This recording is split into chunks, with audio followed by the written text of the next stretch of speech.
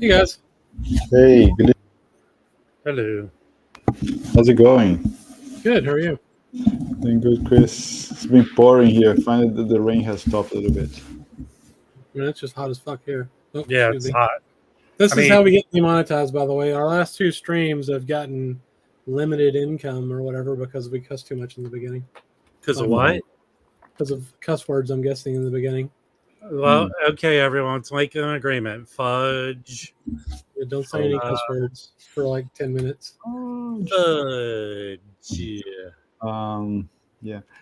Here, I think last week they were saying that by the shore, even the beaches, the water hit like 105. Yeah, Jeez.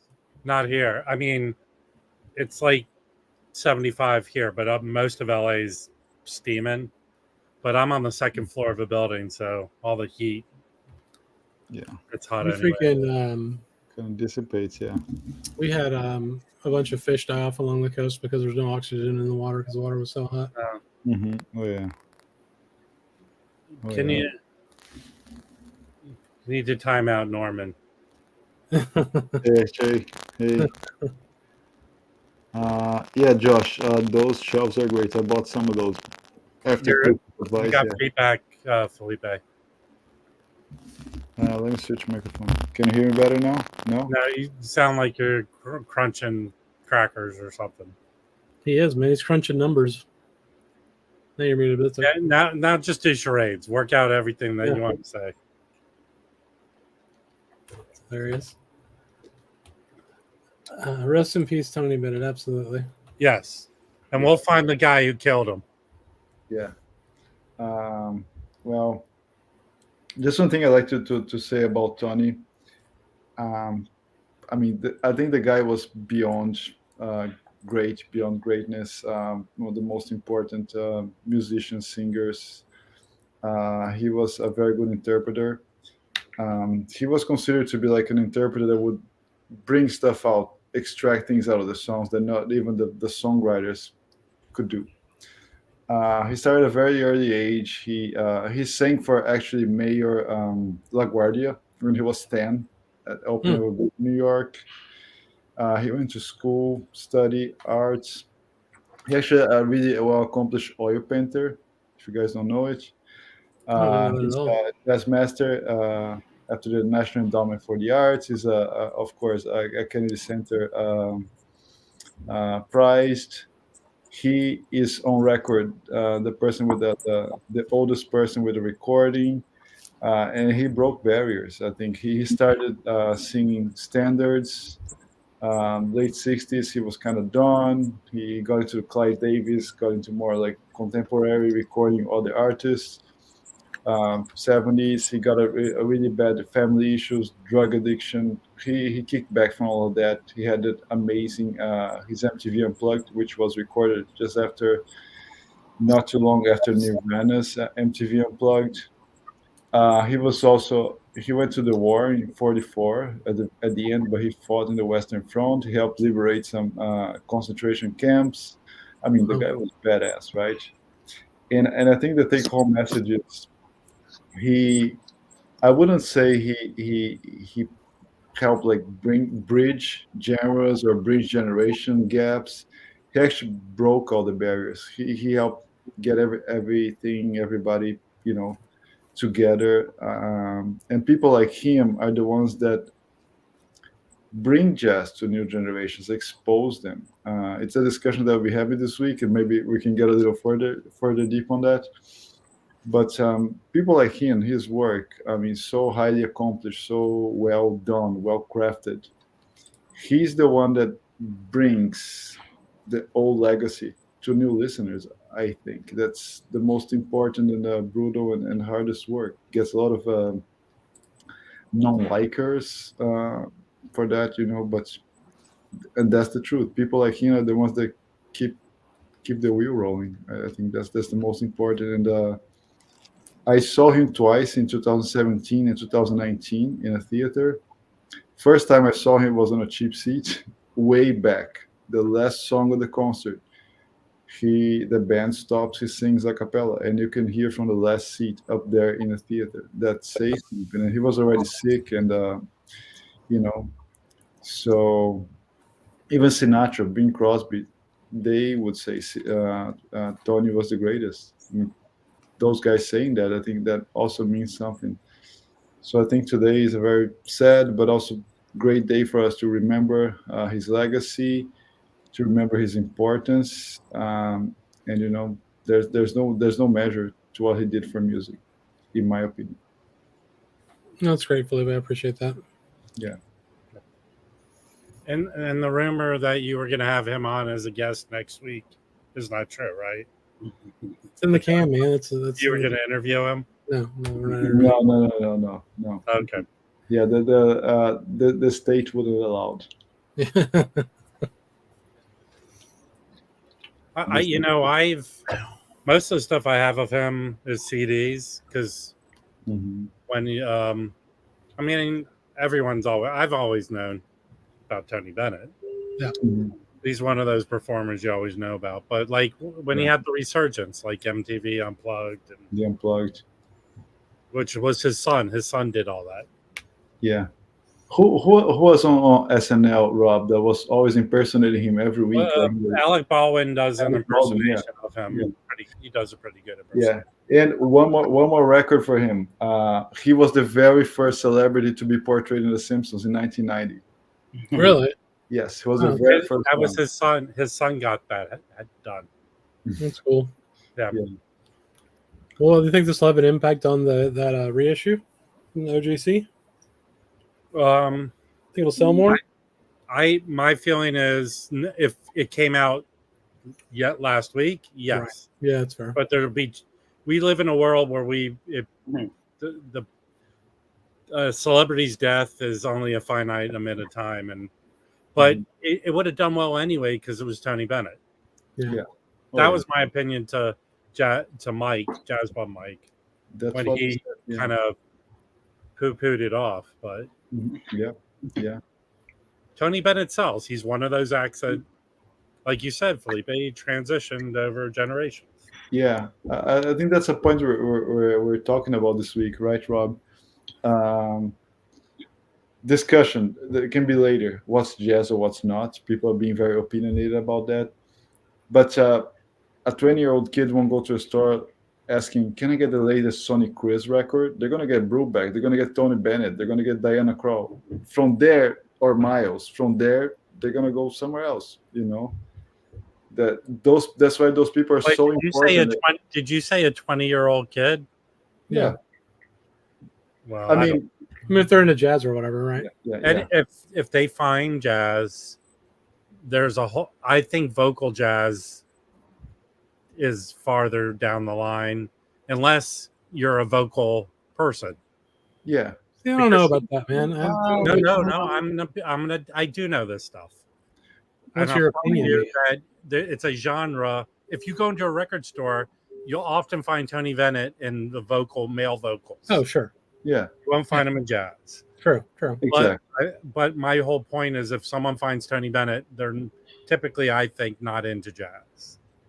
If they find Tony Bennett and they're into jazz, it's later on where they find these guys he worked with, like Bill Evans. Yeah. And he did one with who's the modern like Bill Evans guy, Mike Charlap. Yeah, Bill Charlap. Yeah. Well, that was he brought the Bill Charlap trio in, but after I don't know if he had a long-standing trio, the Ralph Sharon trio. Yeah, that he went back to the '60s with. Yeah. And I don't know if Ralph Sharon died, and then he brought Bill Charlap, that trio in. But I mean, through when he had his resurgence, Mm-hmm. The album that kicked it off with Tony Bennett for me is this one, Perfectly Frank. Mm-hmm. That was the one that started it, that jump started his resurgence. And that's his, a few years before that, his son had taken control of Tony Bennett's career. Mm-hmm. And then, because the MTV Unplugged comes after Perfectly Frank, Mm-hmm. and then that's a next stage. Can we But see that CD again? Oh, cool. Yeah. When did the Duets album come in? Ooh, 2006 and 11. Yeah, and this one is what? This is early 90s. Mm-hmm. This is what? This is 92. Yeah, this is 92. Mm-hmm. And I think MTV Unplugged maybe 94 or something like that. I think it was shortly after Nirvana, so it has to be like 93, 94. Yeah. Actually, I have the last one with I have one somewhere around here, the one with Lady Gaga, the second one. But Bob Bradley, I think technically there are 3 records because that last concert they did together, wasn't that put out? I think so, Rob. I mean, that was put out last year.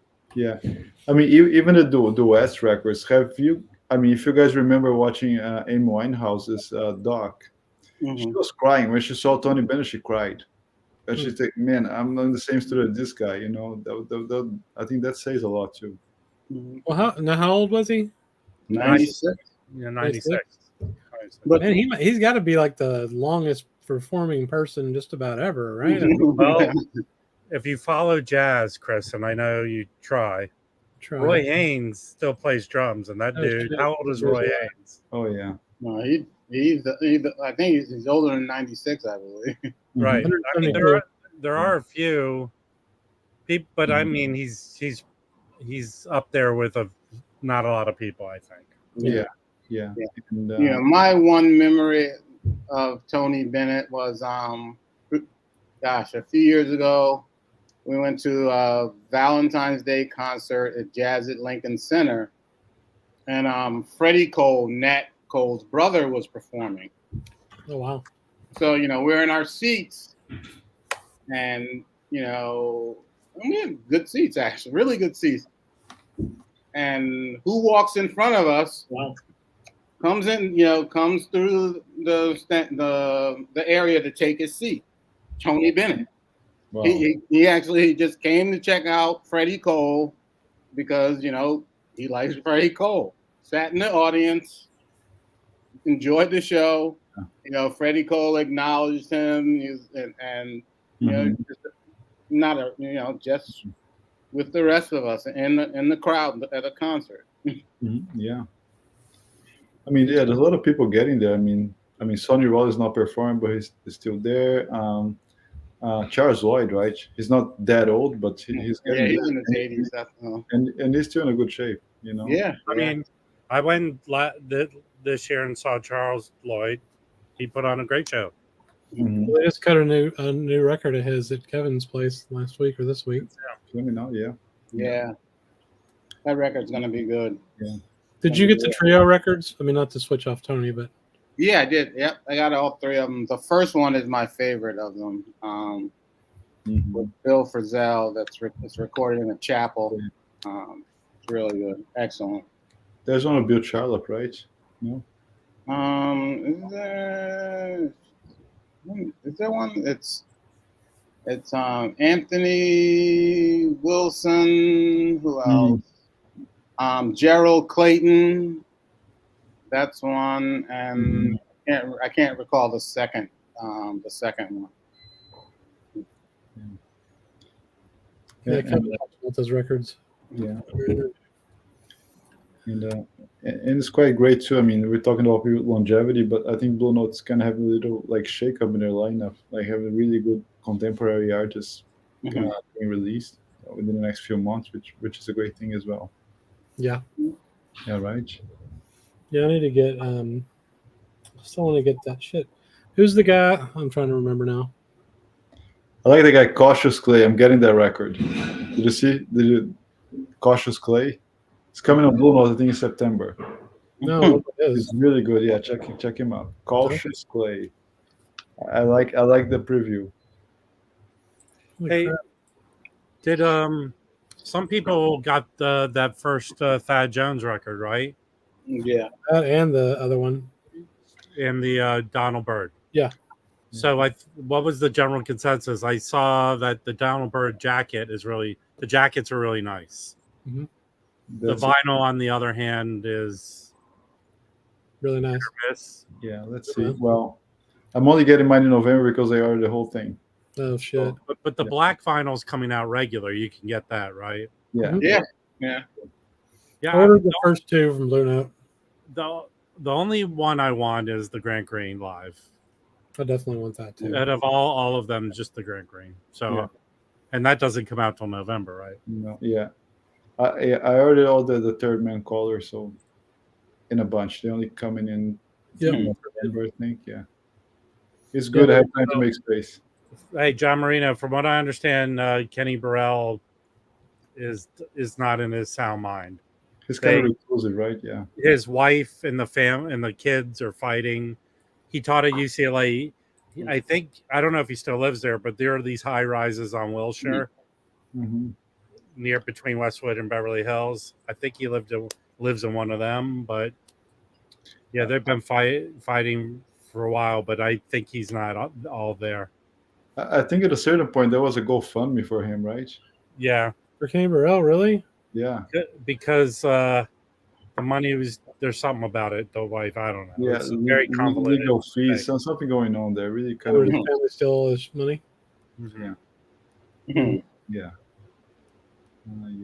I picked, again, I tried to be good this week, but I don't know, somehow Stack of Records found its way in front of me through trading and other things. If you want to see what I got,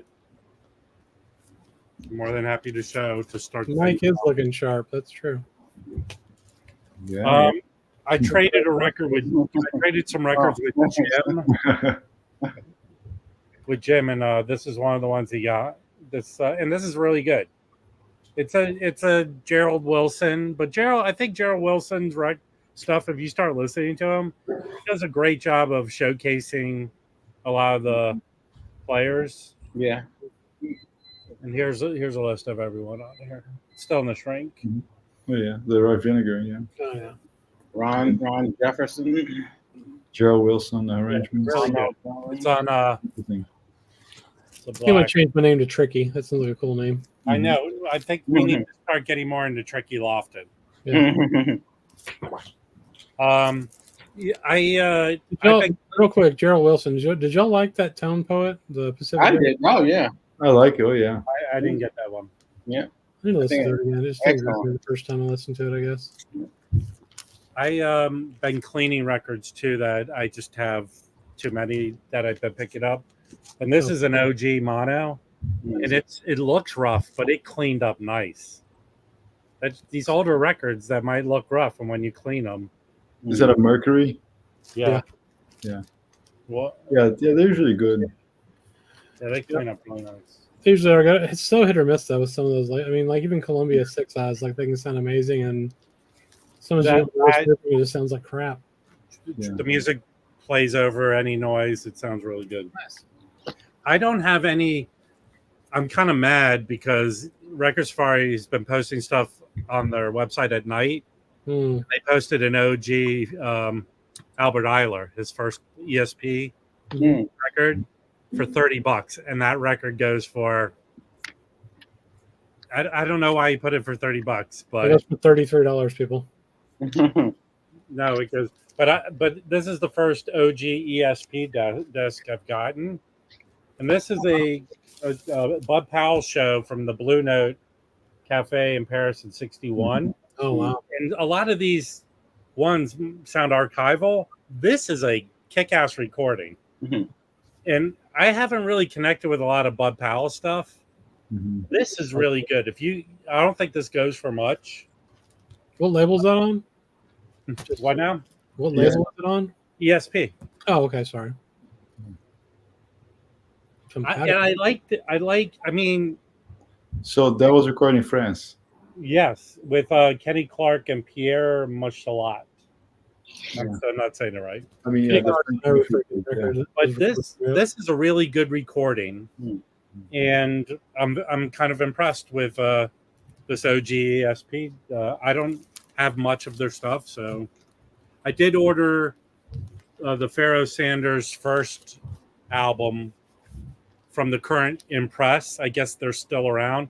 I saw a thing on their website. If you want to go there, they have a deal with every record they currently have in press. You can get for like $250. I think it's like 15 or 20 records. Who is it? ESP. Just go to their website. Huh. I mean, I wasn't going to do that because it's like everything might not be for me.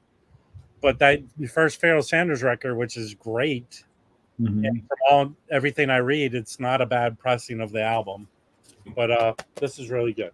Okay, so I picked this up. I picked up 3 George Adams records. I didn't kind of care for one, so I'm going to sell it. But this is fantastic. Because it seems like on one of his records, I think it's him singing. There's always a song where he sings. But he's got a nice bluesy voice. But this is a killer record. Look who's on here. Kenny Miller. Dave Holland. Is it an ECM, Rob? Yeah, it doesn't go for a lot of money. Yeah. I highly recommend getting this record. If you want to get into George Adams, this, to me, out of the 3 records I got, this one slays. Hey, Jim. And I'm only saying slay because I teach college and one of my students keeps saying it and trying to get me to say it.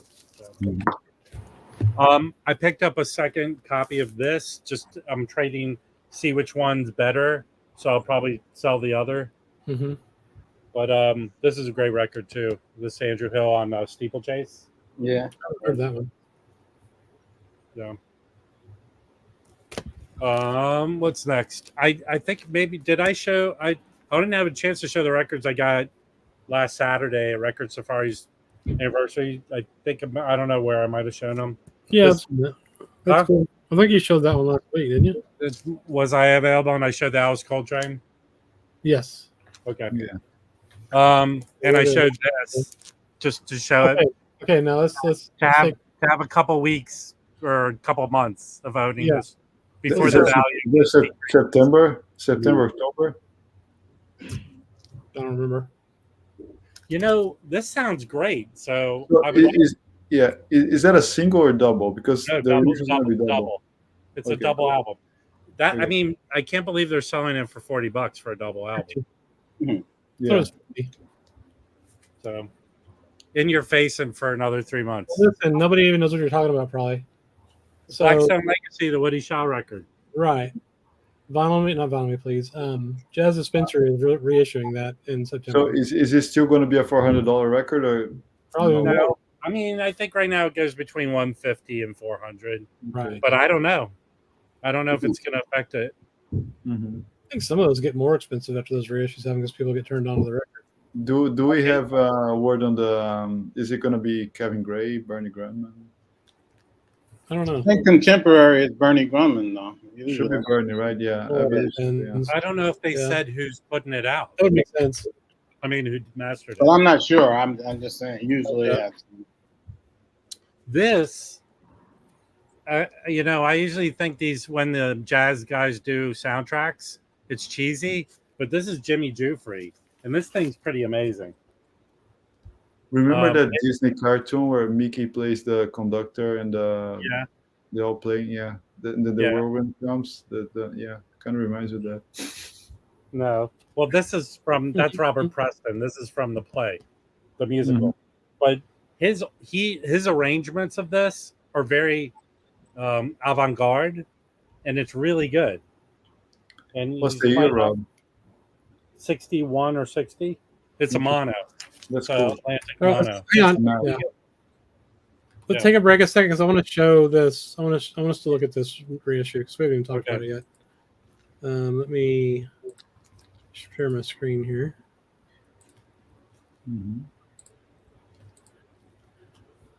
Here we go. Badoo. It's actually Kevin Gray.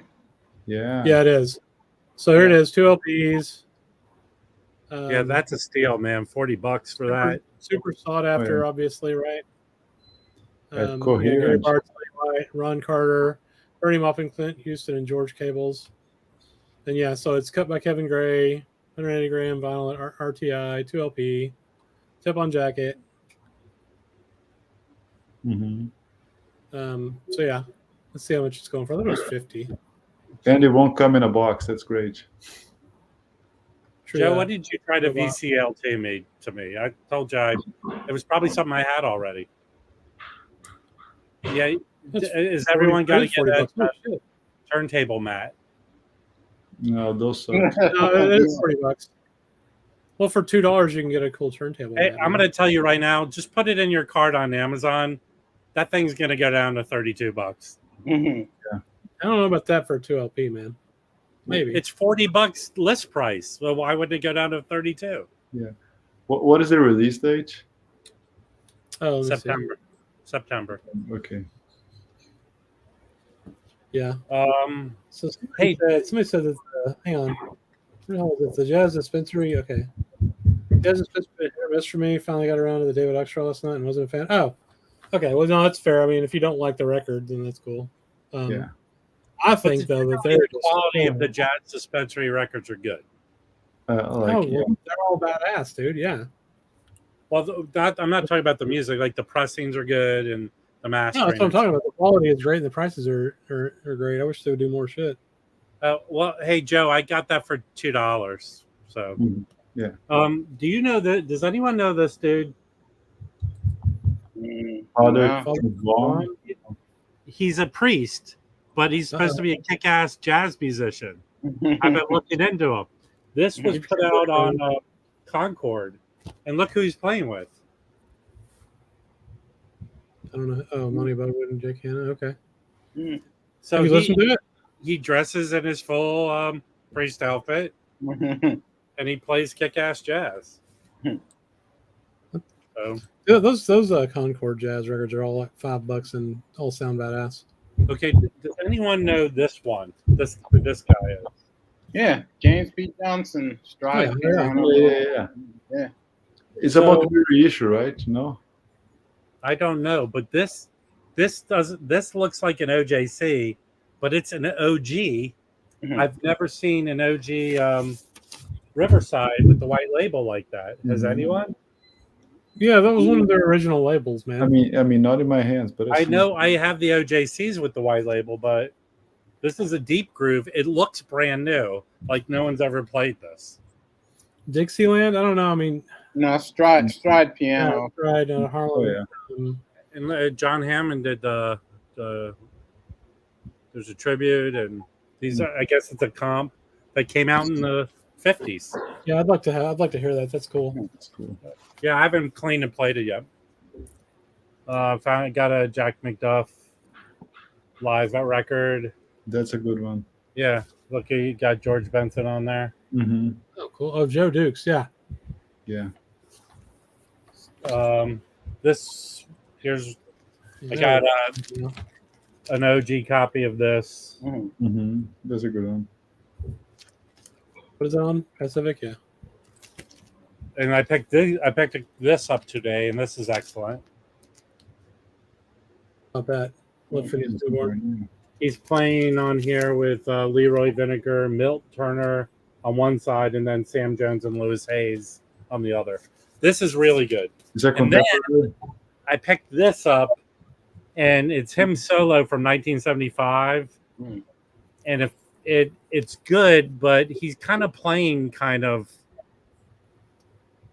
his playing. I know he was sick later in life, and this is a horrible cover, by the way. But he's playing like he's at Nordstrom's and the, you know what I mean? Yeah, it's on Atlantic. Can we go back for a second to that Jack McDuff record? Which one? The Jack McDuff. Yeah. Okay. I have another one here. So everything. I mean, all the records I have of his. Joe Dukes is the drummer. He doesn't play on hardly anything else, and that dude is a fucking monster, man. He was so good. Like on Moon Rapping, just killer drummer. He also played on that live at Club Mozambique record from Lonnie Smith, which is great too. But anyway, Do you know if he passed young or something? Or Joe Dukes? I just don't think he played with a lot of other dudes. I looked into him one time. Is that him right there? That record was so badass. That must be him right there. I would think so. Look at him. He's going, listen, don't worry about me, Chris. Like, he doesn't even have a wiki page, man. I got this today. Make one. Oh, cool. I have that other one. The Serengeti. It's on Horizon. And I want to get more Sunny Fortune stuff. Like, Mike, do you have a bunch of Sunny Fortune records? Actually, I don't have. Do I have one Sunny Fortune? I may have one, but all the stuff that I have is CD. Like I have his stuff in the '90s, which is CD record, whatever. Yeah. Well, what's your favorite album of his? Probably the Monk that's on Blue Note. It's called 4 in 1. Okay. It's really good, and that was his second Monk tribute, and I guess a year prior, I guess it's the German label. He also did a Monk tribute, which is also excellent. Mm-hmm. And then there's another one that I can't remember what label it is on. Only on CD. It's him and Gary Bartz playing together, and that's cool. That's amazing. It'd be cool if Blue Note reissued that in the classic series. Since it's never been an LP. Yeah, that would be awesome. That would be cool. That would be cool. What else you got, Rob? Is that it? Jack McDuffie live too. I'm trying to find it. I did get this today too. Oh, cool. Mobile Green. Oh, I picked up a record from Mike. Here's your record, Mike. Oh, okay. Thanks. Yeah. Dig this. Billy Jones is saying that is the original Riverside label. That white one. I've never seen, other than an OJC with that label, I've never seen an original. London Jazz Chart. Yeah, that makes sense, Billy. And then I found a bunch of other cool stuff.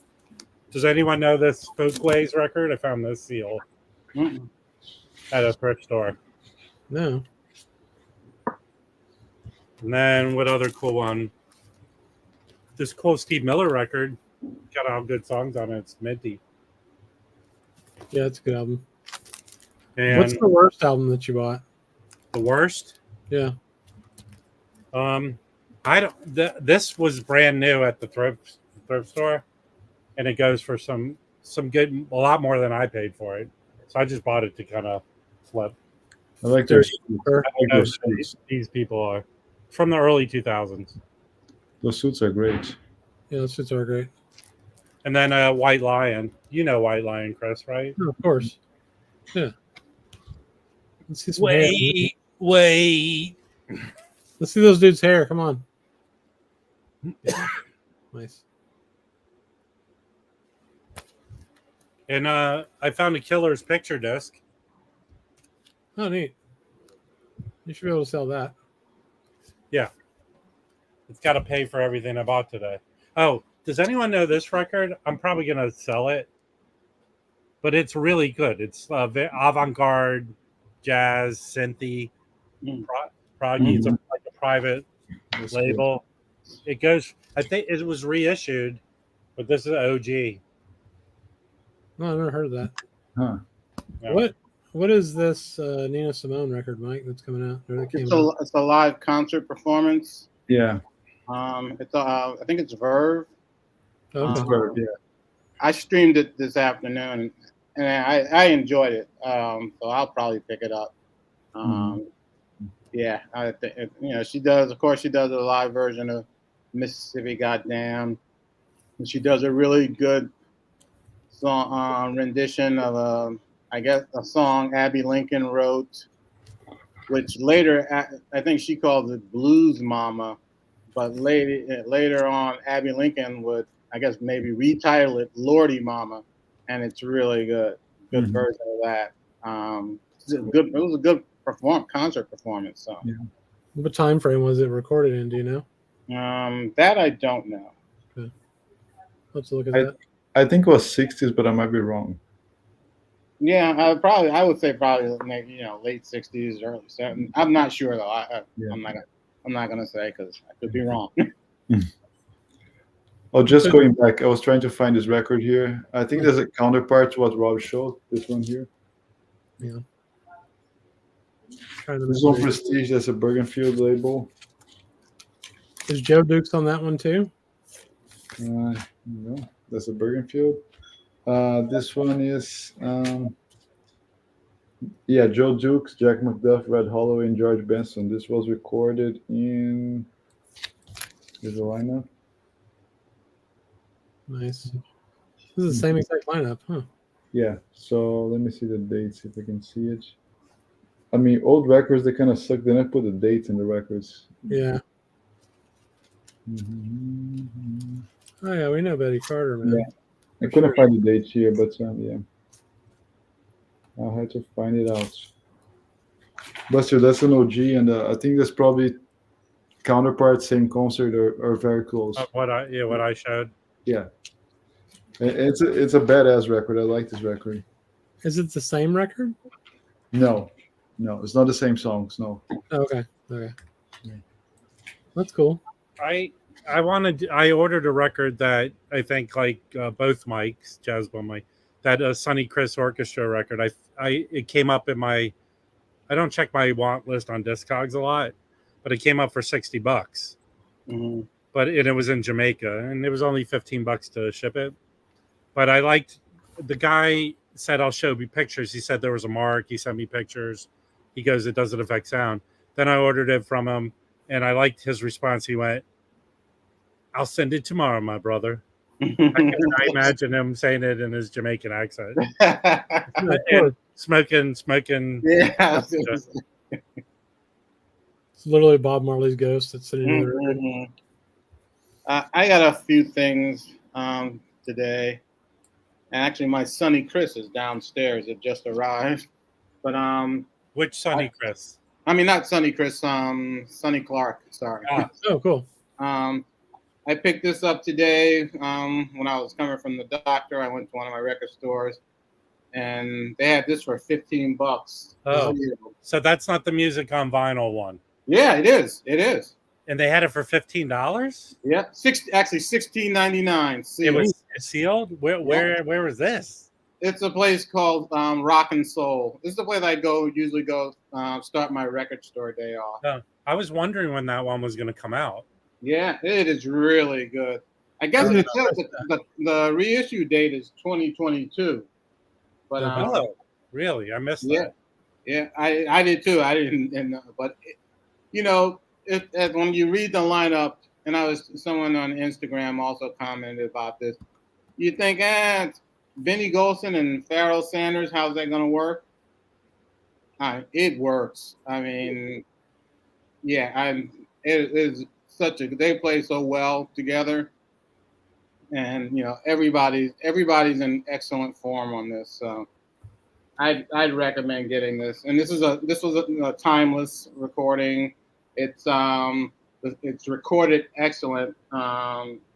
It was recorded by David Baker, who was one of the top jazz engineers. I think he passed away in the early 2000s, but the sound is excellent. So I'd recommend it. All dedicated to John Coltrane. Yeah, he does. He does a version of Green Sleeves, and he does another song that Coltrane performed. But it's like Benny Golson sort of tribute reflections. He talks about they were both from Philadelphia and they knew each other, and he talks about how they met and how Coltrane took his song, Benny Carter's song, "Stablemates," to Miles, and then Miles put it on the album.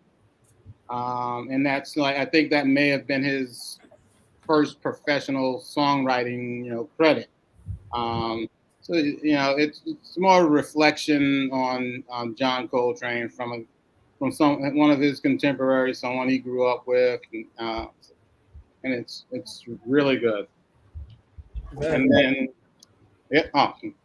this came today too. I haven't ordered that yet. Damn it! Oh, this is a nice one. This is so good. Yeah. This is so good. It's a great record. Yeah. I mean, I had this on CD for years, Mm-hmm. and it is, I think Freddie Roach did his best work with I Quebec. Yeah. This is just, everything on here. There's just not a weak performance on this recording. Yeah. So yeah. Definitely, this is one you definitely should get. Yeah. One classic you should get. This might be his greatest, Mike. I have that compress, and I'm leaning towards this one because I want something really clean, especially for it's very silent. What's the other one that came out with it? Do we know? Well, I have the Music Matters Blue and Sentimental. And then I have the AP. I can't. Oh God. Oh no, Blue and Sentimental is AP 45. Music Matters was. It's the Music Matters too. Let me see here. And then the AP 45 is the one where he's like sitting in the grass. Yes. No, but what I meant was, what was the other classic series record that came out with that one? Don't they usually release two? Oh, I don't know. I didn't order that. Yeah. I just got the Quebec. I'm probably gonna do that tomorrow. I can't. Oh, Lonnie Smith, right? It's that Lonnie Smith record. Yeah. That one actually looks interesting to me. So let me get it too. Oh, so here it is, Mike. Sorry, that's an EP 45. Oh, okay. I've got the Music Matters one. Music Matters is Easy Living. Yeah. Oh, no, they did Blue. Yeah. Yeah. Huh. Okay. Because I took it out today because I didn't have it in my Discogs. Okay. And then I pulled it out because I knew I had it. Oh, okay. But all his covers are blue. It's hard to. Yeah. And, I have one of the one I Quebec record I have is from the 1980. Those, Yeah. The issuing of Shelf Records one. Mm-hmm. And that's pretty good. Yeah. Oh, yeah. I love him. I mean, he also did. I have a Mosaic box set where it's he did a bunch of 45 singles for Blue Note that were jukebox singles, and Mosaic did a box set on that. That's really that's excellent also. Yeah.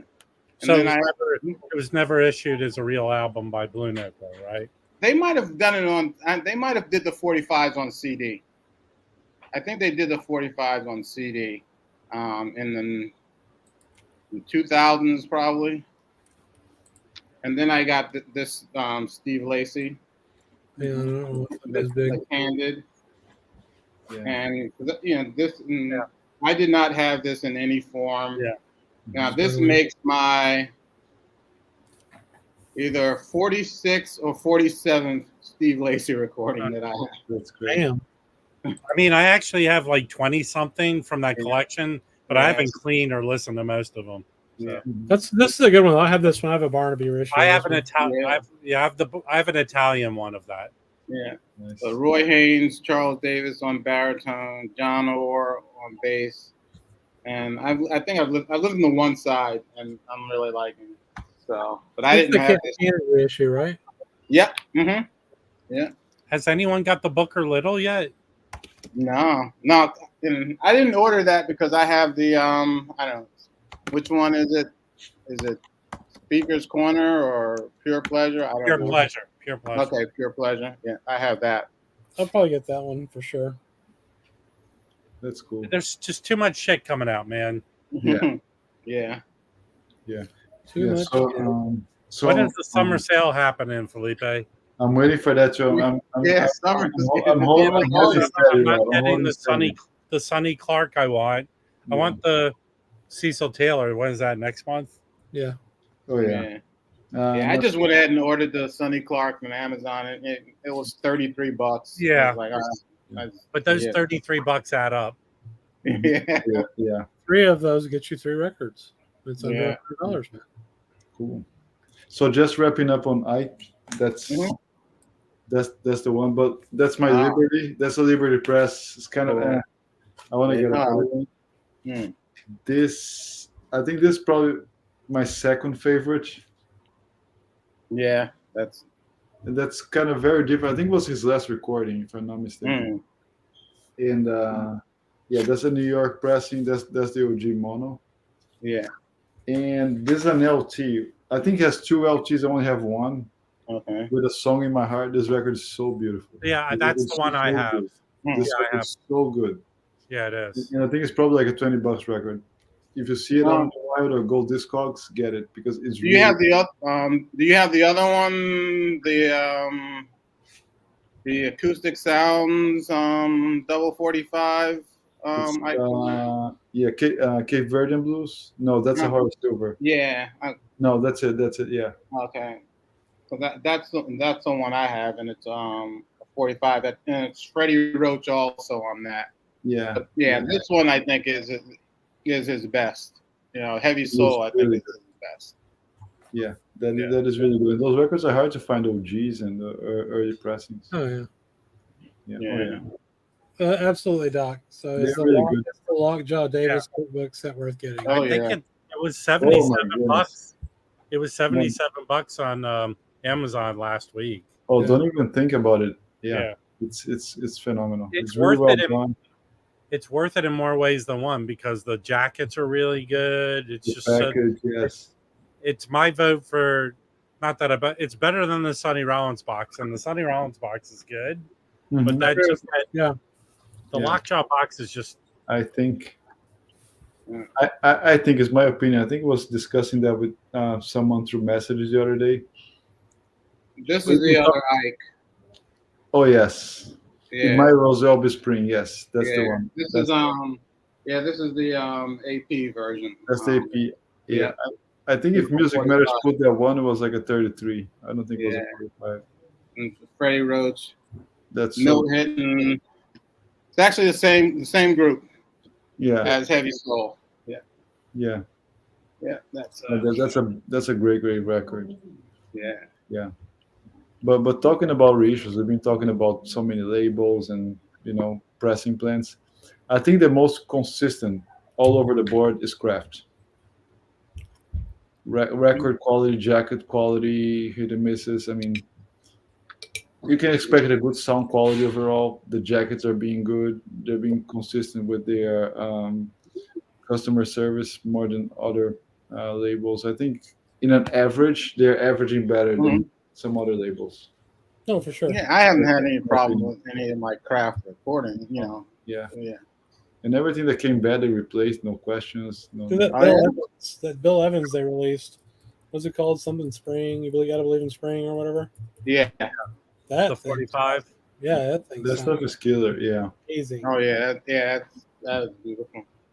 Yeah. I mean, it's just weird. I mean, there's a label. I'm not gonna mention anything, but I received a record, a pressing defect. Those no feel with those white spots on the record.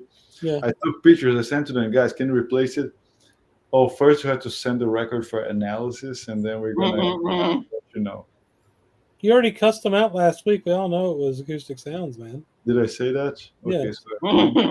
so you can edit that out. No, there's nothing to edit out. Don't be. But after a week, I got an email today, and but it hasn't shipped yet. So it's been like 3 weeks. I still don't have my record. Yeah. You have to send it for analysis, though. Yeah. I think they think you put cocaine on it. Chad's gonna fart on it and send it back to you. Yeah. Well, shut the fuck up, Felipe, and suck it up. Well, shit. Yeah, right. That's how I treat my customers. Yeah. Oh, Felipe, and the book I'm sending you came today too. Oh, nice. Thank you so much. Yeah. Yeah, let's look at that. I finally got my Sonny Rollins book today. That thing is thicker than a phone book. Yeah. Oh, Stanley Crouch, cool. So is that like the book to get of his if you want to read about what his thoughts on jazz? Yeah, I think this is the best collection of his writings on jazz. Mm-hmm. Yeah, this is it. It's sort of hard to find because it's out of print.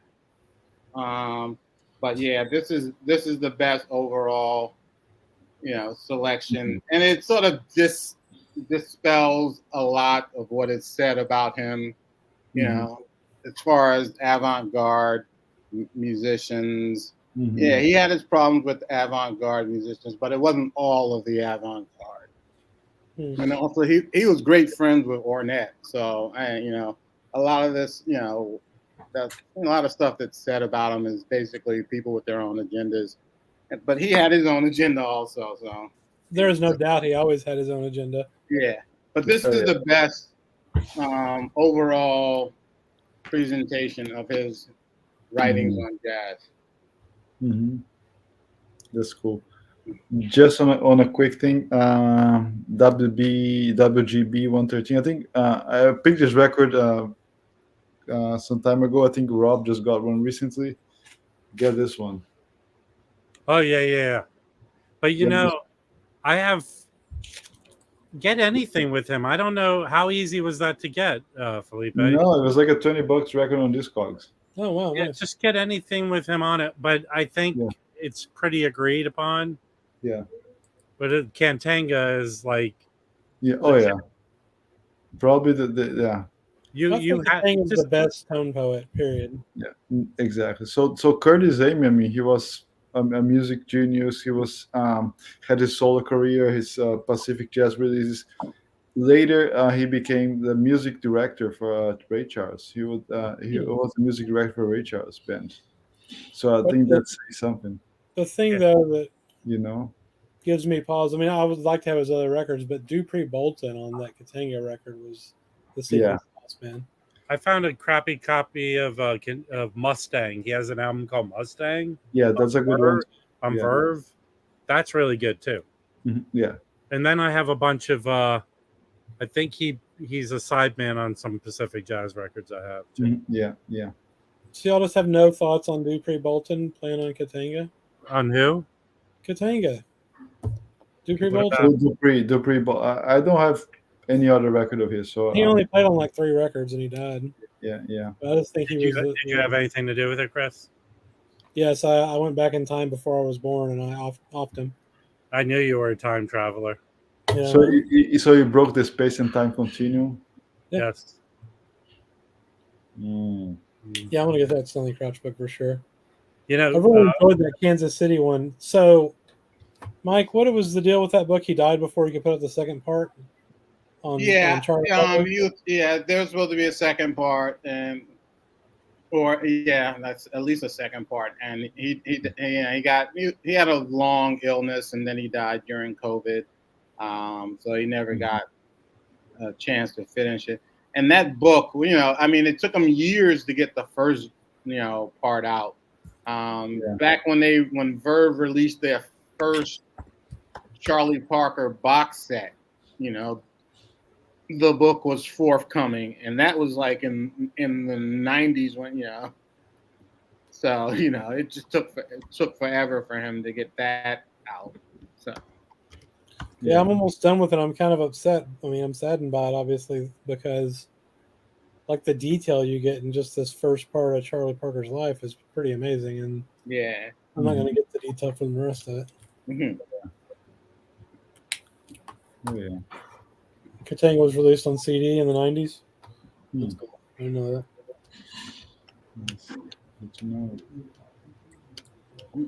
That sounds entertaining, Shoji. You just watched a debate between Stanley Crouch and Matume about Miles' electric period.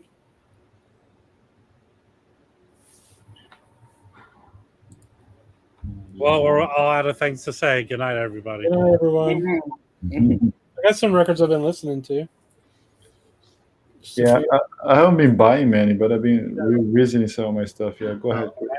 I shouldn't be buying any. I have too many to clean and listen to. Yeah, I'm not buying. I'm gonna not try to buy any records for about 3 months, man. I doubt it'll last, but anyway, it's not gonna last. It won't last. Yeah, no, it never works out that way for me. This one I got from VMP back, I don't know, last year or whatever. It's the 2 LP with Art Blakey. I guess it's in 1990. How do you like it? I like it a lot. I'd only listened to it once before, but I listened to it again yesterday. I really liked it. Yeah. And the reason I like it is if you don't have it, You can get this 2 LP for $15 on Discogs sealed still now. Mhm. Nice.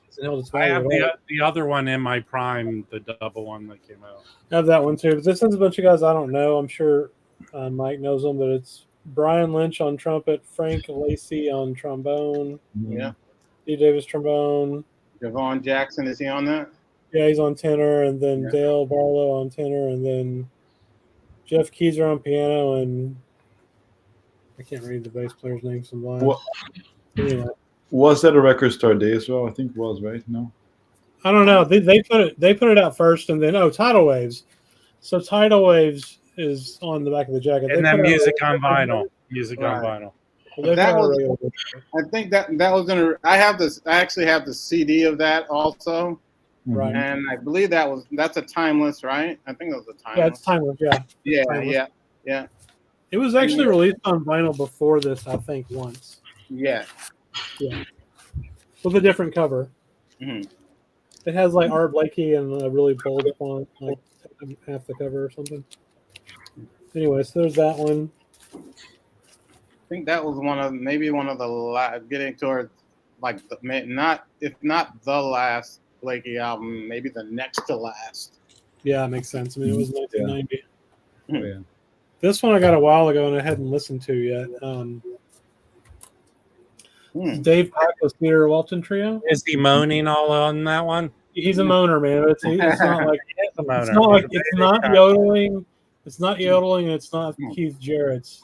It's just No, it actually looks like that cover looks like he just collapsed and died. But I bought it because it had Cedar Walton on it originally, and well, Cedar can't help the moaning from Dave Pike. It's a good record though. I like that. It's cheap too. So do you have Pike's Peak? Because that album's really good. I don't. I saw that. I don't think I have that one yet. Bill Evans is on it. I have that one. I think I might have that one too. And then this one came in. Brandon, I wish he was here. Brandon and Mike have this record. I'm going to drop it. But Brandon sent a link, an eBay link, in one of our group chats. Yeah, I've been thinking about getting that for a bit. Yeah, I like the one with the kabuki on it. Cover. Yes, absolutely. Yeah, it's good. I mean, it's got Lewis Hayes, Junior Cook, Woody Shaw, Ronnie Matthews on piano, Stafford James on bass, and Guillermo Franco, I guess, on percussion. I don't want to say that, but anyway, yeah, I've only listened to it once. I was glad to pick that up. Yeah, that's good. I need to listen to it again, though.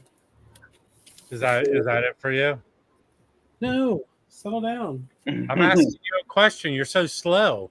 I'm trying to drag out the content, man. We got time here. It's only been an hour in. Y'all don't even have shit to say, so. I picked that up too. Yeah, that is. I really like. I like that the whole remastering and all that. Yeah, I think it's a good job. It sounds really good, but I listened to it kind of while I was working, and I think I baked and listened to it to really kind of take it in. It's good. You turn it up. It's a good. In the last 2 months, I've kind of gotten 8 Pharoah Sanders, and I got 3 OG Pharoah Sanders. Nice. That Rejoice one's good. I got that OG. I showed this when I bought it, but I hadn't listened to it. Mm-hmm. It's really good. It's a $5 MPS, Red Garland, the quota. So it's got him and Jimmy Heath. They play the Jimmy Heath song, the quota, on here. And then Peck Morrison on bass and Lenny McBrown on drums. Really good though, man. They play the quota, which is really good on there. What else? Love for Sale at the very end is pretty cool. It's a 9-minute version of that. But yeah, recorded in 77. And that's it. I claim 2 records, and actually one of them is Fire. Yeah. I have Did you 2 put it back in the record cleaner so it wouldn't burn out? No, I haven't cleaned and listened to it. Those are good, Rob. Jazz collection I got. These are both great, yes. This is probably the best, to me, the best Hank Mobley record. I don't know about that. I only have O'Neill 2 is one of the best, yes, for sure. And look who's on here. Mm-hmm. Look at that. Yeah. And you know the cool thing about a lot of these reissues, I have a few Jackie McLean. Lee Morgan steals every album he's on these. He's so good on this. And Howard Johnson makes good clams, and he plays a pretty good tuba. It's got tuba on it. That's a bonus. It has some kick-ass tuba on it. And then thanks for helping out while I'm talking, Rob. You could highlight comments for people and stuff, you know. What now? So if I'm showing records, you could like highlight people's comments. And Dude, stuff. I'm beat dead tired. To the production of the show. Come on. Okay, hold on one second here. Thanks a lot, Rick. We appreciate you commenting on this. Thank you. Perfect. Hey, you know, there you are, right? Rick, you're just with the comments, Rick. Thank you. Thank you. Was that what you wanted? Yes, without the smarminess. It wasn't smarmy. I was professionalism. Okay. There was some chutzpah. And I got that Harold McGee where he's standing in front of like a pawn shop. Yeah. I'm about to listen to that when I leave the stream. The pawn shop jazz record? Do you know what I'm talking about? Is it jazz at the pawn shop? No. Oh, that was what you said. You know, it'd be nice if you listened to what I said. Dude, I took an edible like an hour ago. Give me a break. Yeah, when Chris showed that Dave Pike, and reminded me that I also got something recent as a Vibes guy. This is from 1999 on Blue Note. That's so cool. Stephon Harris, excellent vibe player, and I believe he somewhat mentored Joe Harris. So this is really good, and it has a killer lineup. It has Jason Moran on piano, Greg Osby alto, Gary Thomas on alto, flute, and tenor, Steve Ray on trombone, Eric Harlan on drums. Eric Harlan played with Charles Lloyd, and Taurus Mateen on bass. And it's really good. I had this on CD also. Who else did Gary Thomas play with? Because I remember his name from a record I played recently. Gosh, who did he play with? He put out some recordings by himself that I have. He was a part of I hate to say movement, but movement that was sort of based out of Brooklyn that was called M-Bass. And so, people that were associated with that were Greg Osby, Cassandra Wilson, Gary Thomas, Alani Plaxico, a whole bunch of musicians, and Greg Thomas was associated with that. I saw him maybe earlier this year. He was playing with Orrin Evans, but I think he lives in Baltimore now. So, but real nice player. Real nice player. All right, Rob, what are you going to show? What are you talking about? Oh, okay, that This is the record. That's awesome. That's a pawn shop, and that's him. Well, look at this. The most valuable commenter, Rick K, also thought you meant jazz at the pawn shop. That's good. Thanks, Rick. Oh, that's cool. That's an expensive record too, right? Very expensive. This is the one I got for like $5. I'll give you 50 for it right now. Wow, good groups. Yeah, that's nice.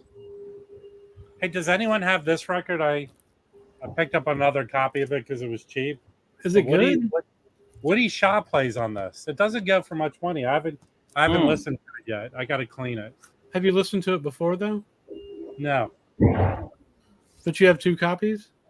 Well, yes. Now I have to listen to them both. Well, listen, if you like it, I'll buy your extra copy if it's I'll put the other one in your stack. I won't charge you for that one.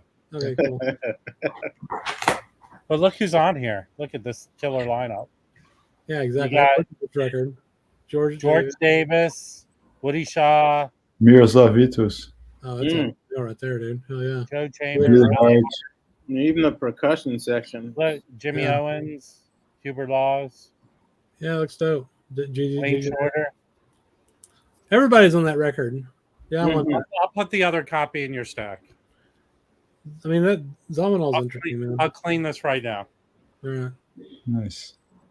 We talked about this too. You said Yeah, you need to open that and listen to it, dude, before you sell it. Seriously. so. These are the two Groove Merchant albums, right?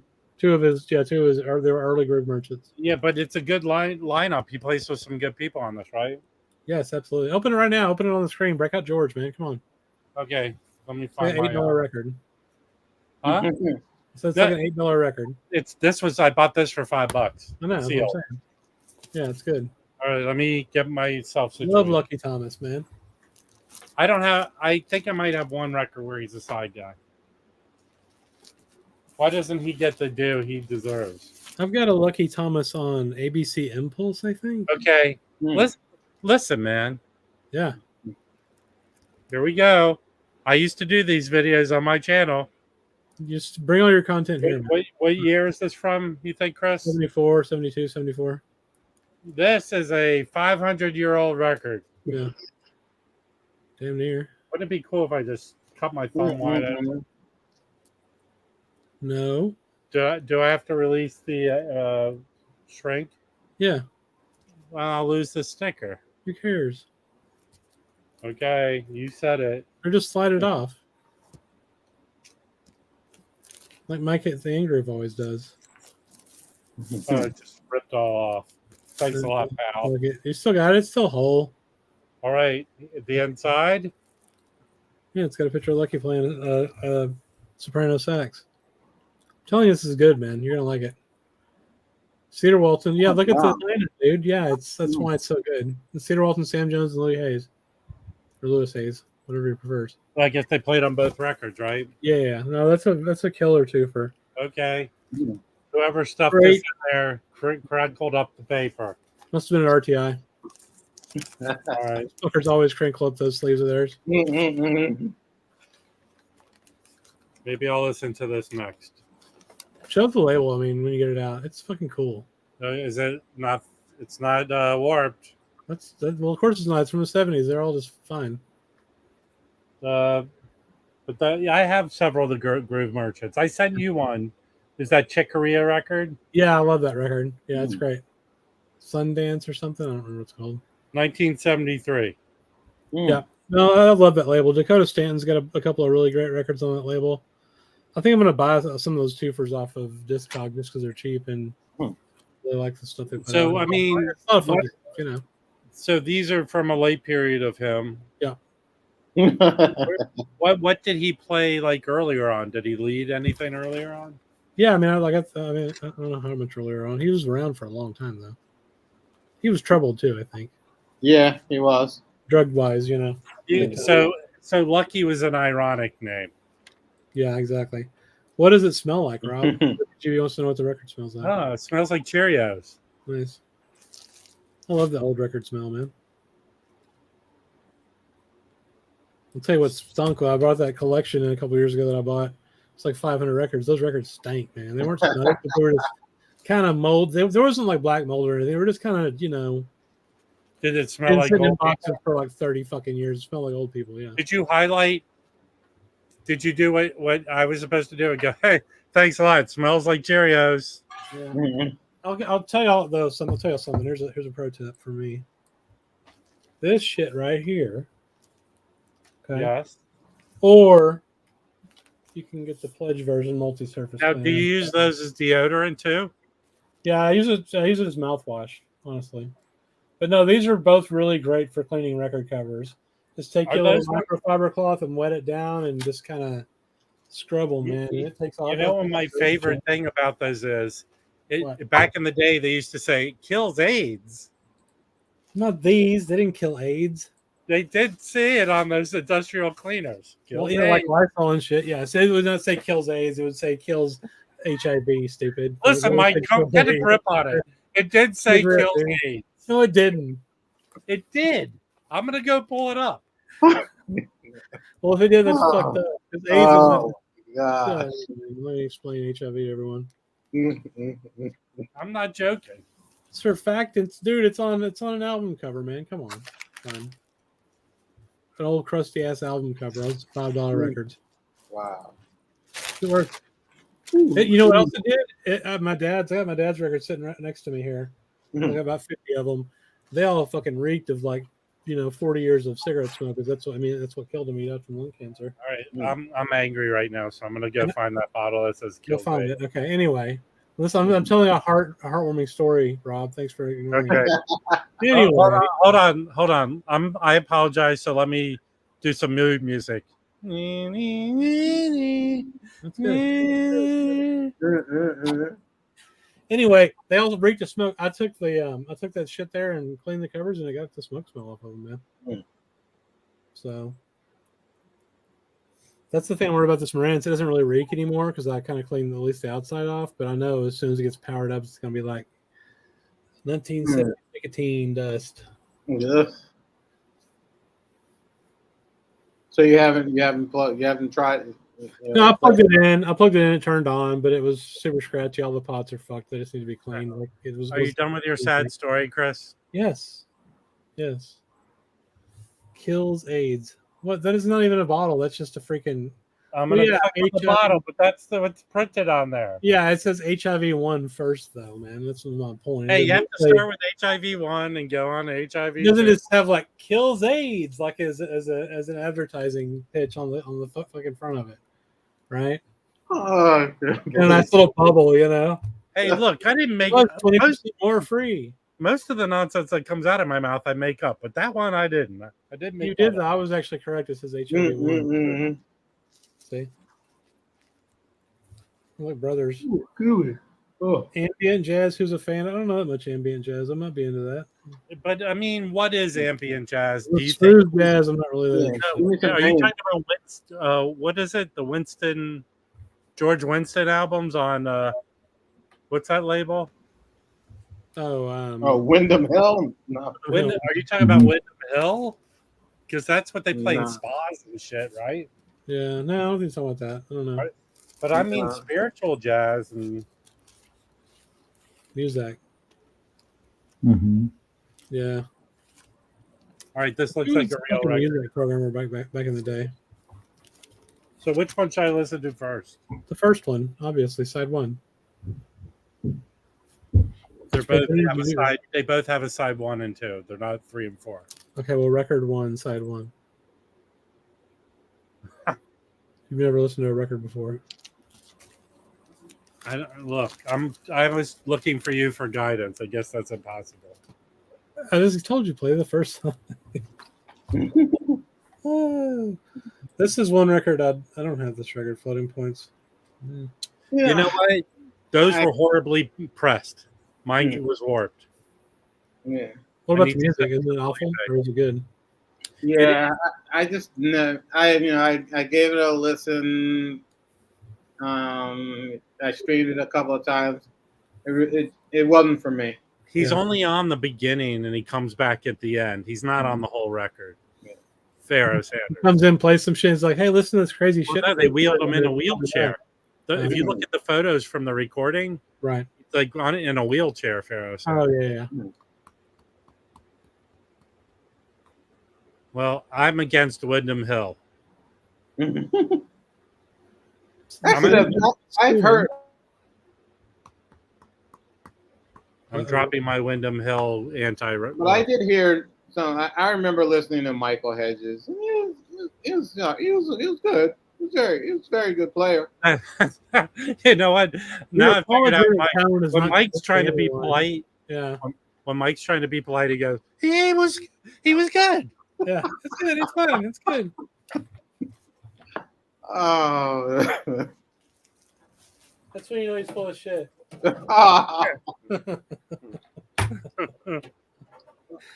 Oh shit. Yeah, I'm gonna stop buying records, man. I have to stop buying records, and you know what's gonna happen tomorrow? I'm gonna buy some more records. Yeah, exactly. I I posted about this in the Discogs, but I rearranged my whole fucking collection last You bought week. new shelves, right? Yeah, I saw it. Well, I had it here. I'll show you. I had this little thing back there, the 1x4 basically, and behind the chair. Mm-hmm. So I put a bunch of like 3 cubes of records there there's like MoFis and box sets and shit like that. So I cleared up 3 of these cubes up here to start rearranging my shit. So yeah, so I've spaced them out where I've got room for another 3 cubes of records at least to go in the fucking collection, sit on the floor and shit. I mean, I do have. So my apartment is a separate kitchen and a separate bathroom and one big room. Yeah. So I can rearrange everything to make it better. It's just, I'm lazy and I'm busy, but I'm going to move all the records I have for sale into my kitchen and shelving in there. And then I'll have more of. Do you not have like utensils and food in there, man? Yeah, I do. But there's an area in my kitchen that I can store everything. How tall is the pile of records in the middle of your room? I don't let them get that tall, but I mean, I'm going to have an auction. I think not next weekend. I think I'll do an auction. How many records do you have right now? Do you think?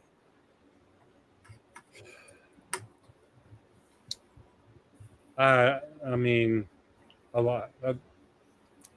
Maybe over. It's 1,000 to not more than 1,500 records. It's a lot. But maybe more than that. I don't know. A lot of fucking space, man. If I was organized, it would be fine because I have shelves that aren't filled up yet. And my records are not organized in any kind of way. I just know where everything is. The ones that are in my collection that I listen to.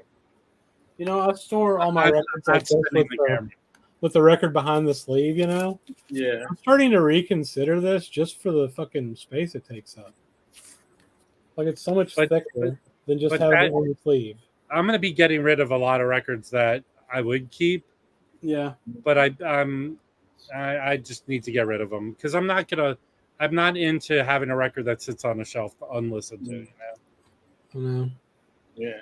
Go ahead, Mike. Sorry. I mean, I need to get rid of some doubles. I got the Sonny Rollins box set now, and I have the other stuff that's in the box set. OJCs of that. So I need to get rid of that. I have a bunch of OJC doubles, and I got Sonny Stitt double. Some other stuff.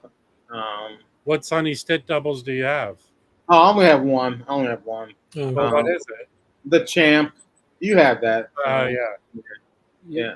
If you're not buying the Sonny Stitt on Muse right now, you're silly. Yeah. I think there's only 1 or 2 more I need to get. There's like 8 of them? No, more than that. Yeah. There's at least over 10. I've just got one, and it's great. Yeah. No, all of them are great, and he plays with like 3 different lineups. Yeah. The one I think I have to get is part 2 of his last sessions. You know what else? Yeah, I'm sorry, I didn't mean to interrupt. No. You know what else you could do, Mike? Is you could sell a bunch of CDs you have LPs for, if you wanted to. Nah, I'm not gonna. I'm not gonna. I don't know. I'm not gonna. I'm not gonna get rid of my CDs, in part because they're not. They don't tax the space area because I've gotten rid of all the jewel cases and I put them in like these little like gatefold plastic sleeves.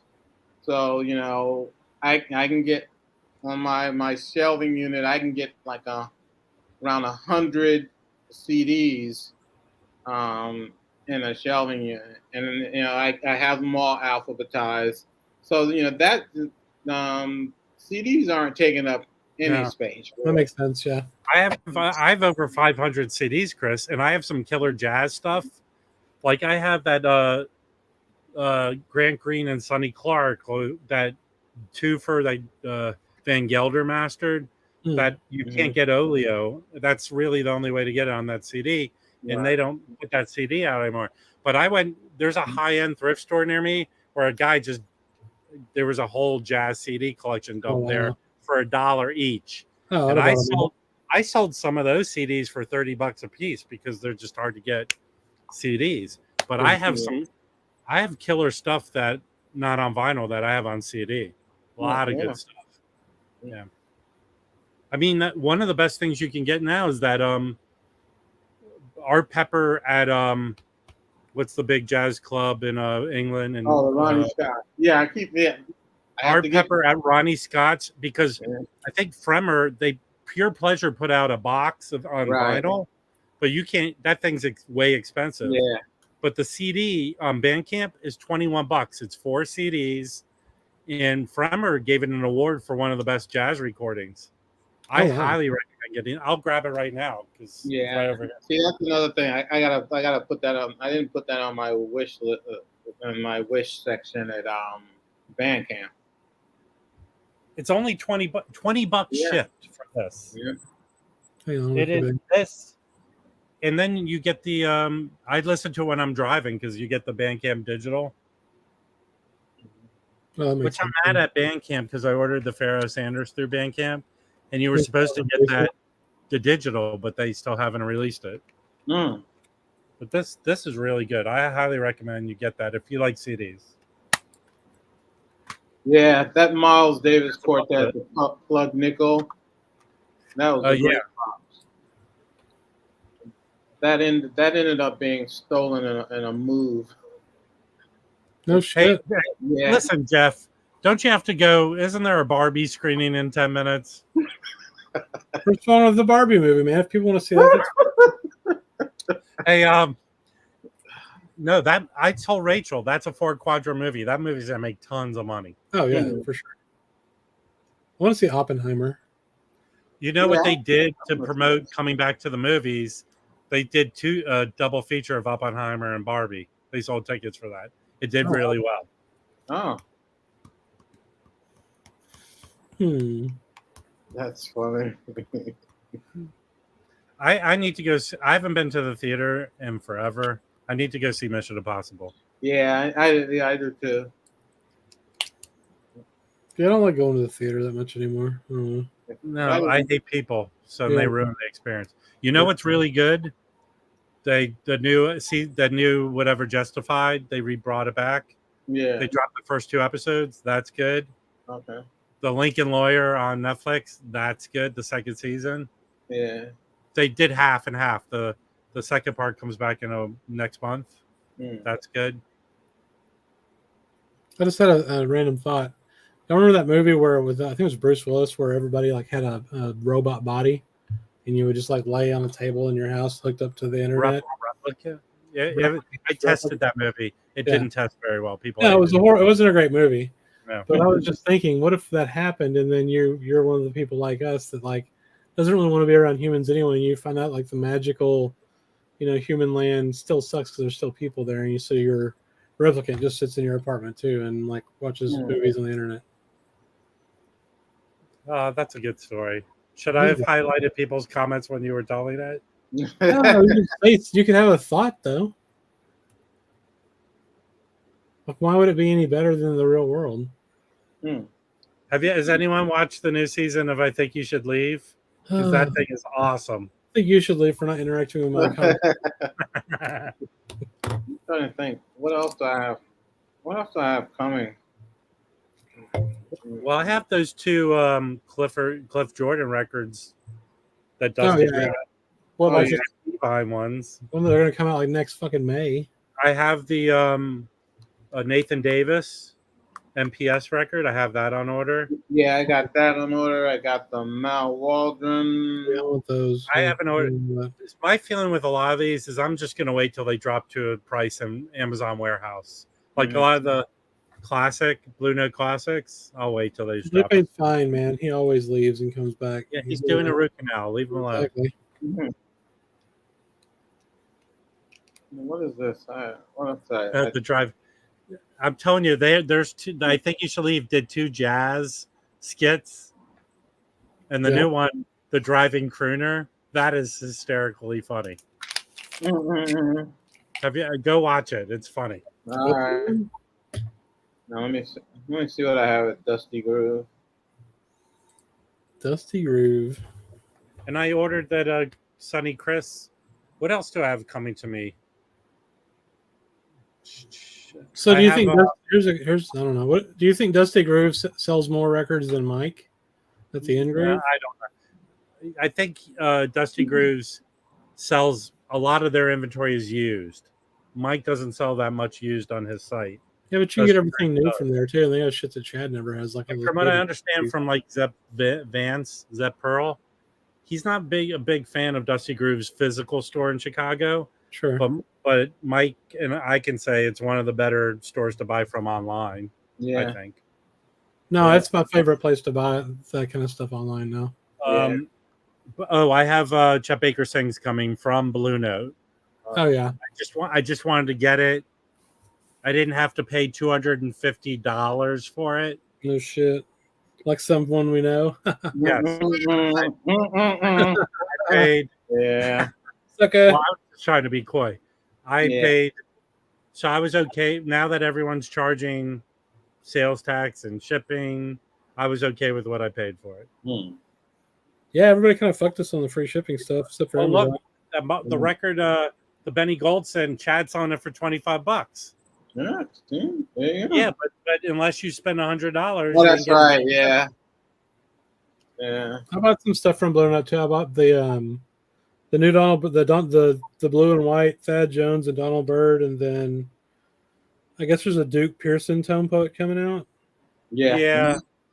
And a Lee Morgan tone poet coming out that I bought. I have Infinity in that shitty the 1980 with the shitty cover. Right. Mm-hmm. So I have it already, you know. Is it good? Yes, but it's not his best. Well, that's fine. I don't care. His best is whatever. But that Topo cover is cool. Yeah, it is. And then the Grant Green, Nigeria, and not so great Lee Morgan record is still a lot better than most records. That's true. True, dude. Yeah. So I have the one Clifford Jordan in the world. That's pre-ordered, and then I have the Marcus Belgrade Gemini 2. That's October, and then I have Who's putting that one out? I think it's P-Vine. Okay, cool. Now, how long has P-Vine been around?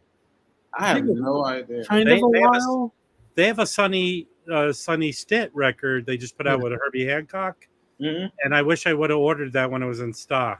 Oh, they got that Roy Brooks. I think it's Roy Brooks. I think. Yeah, so you bought that. Is it good? Yeah, it's great. I mean, the recording's like the best thing in the world to begin with. Hey, here's what I'm gonna pull up the tone poets that are coming out the rest of the year, so we could talk about them. You guys do that. Yeah, no, that sounds good. I mean, while you're doing that, like the P-Vine records, even if they're digital, they sound good. And then like, are you gonna buy an original for Are they all digital? Is that what someone's saying? No, I don't know if they're digital or not. I'm just saying, even if they are, they sound good. Who gives a shit? Yeah. I have one other thing, and Felipe had told me about this, and I think we both have it on pre-order. I think they're an Australian group, Circling the Sun, the album Spirits. And it's funny because I looked at it on Amazon. They had it for like 30, I don't want to say close to 30 something maybe. And Dusty Groove, you can pre-order it from them, and it's $19.99. Wow, nice. Thanks for the appearance by your arm, Felipe. Yes. So I'm going to share the screen. No, you did not miss Mike Jazz Bum's cameo. Yeah. Which is hilarious. He hasn't showed up yet. He went to go donate blood. Yeah. Okay. Zoom in, bro. Zoom way in. Come on. All right, just calm down. On your phones, man. You got to think of the people. Hold on. Is that good? Mm-hmm. A little more. One more? Yeah. Okay. There we go. Okay, anyway. I feel like I'm on one of those commercials getting those free phones with the giant number. I need to buy these two. Well, let's back up. Let's back up and see. I want to talk about what some of the more recent stuff to see what people think about it. I have Chet Baker. Okay, so far here. It's right here. Yeah. Well, no, let's go through the whole year. What I Whole year. don't That's have. some content. I Okay. don't have Scuffalafo. Hang on. I don't have that I'm one. gonna scroll past it. That one's great, man. You need to get that. Yeah, that's really good. Stop spending my money. You do enough of a It's job. a 2 LP. Jazz Bones Mike was able to get it for like $32. Mm-hmm. All right, so I listened to Donald Byrd at the half note. I don't need that record. Mm. The Carmel Jones is good, but I think it was a little overhyped, mainly by Jazz Bum Mike. I agree. I agree with you. I think it's boring. So it's far, kind of out of boring. all these, a must own is Dance with Death. If you don't buy an Andrew Hill record, I feel sorry for you. Did you think that Carmel Jones was just kind of boring? No. I just It wasn't contained. I have much better Carmel Jones records. I just think some of the supporting players weren't that good. Oh shit! Nice. That was it for me. I think Carmel Jones played excellent, and someone else I can't even recall them now.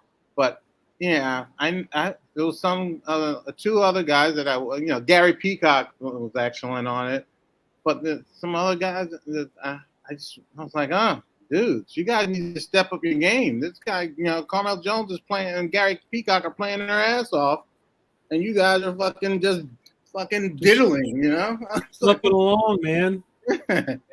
It's sort of like this stream. When I'm up here struggling, I get no support. I always support you, Rob. That's not true. Okay, so so far out of all these, the Andrew Hill. It was good. Roberto is perfectly correct. It was good, but it did not make him poop his pants. No. Yeah, you can poop. Roberto makes fun of me all the time, but how many pooped pants would you give to Carmel Jones?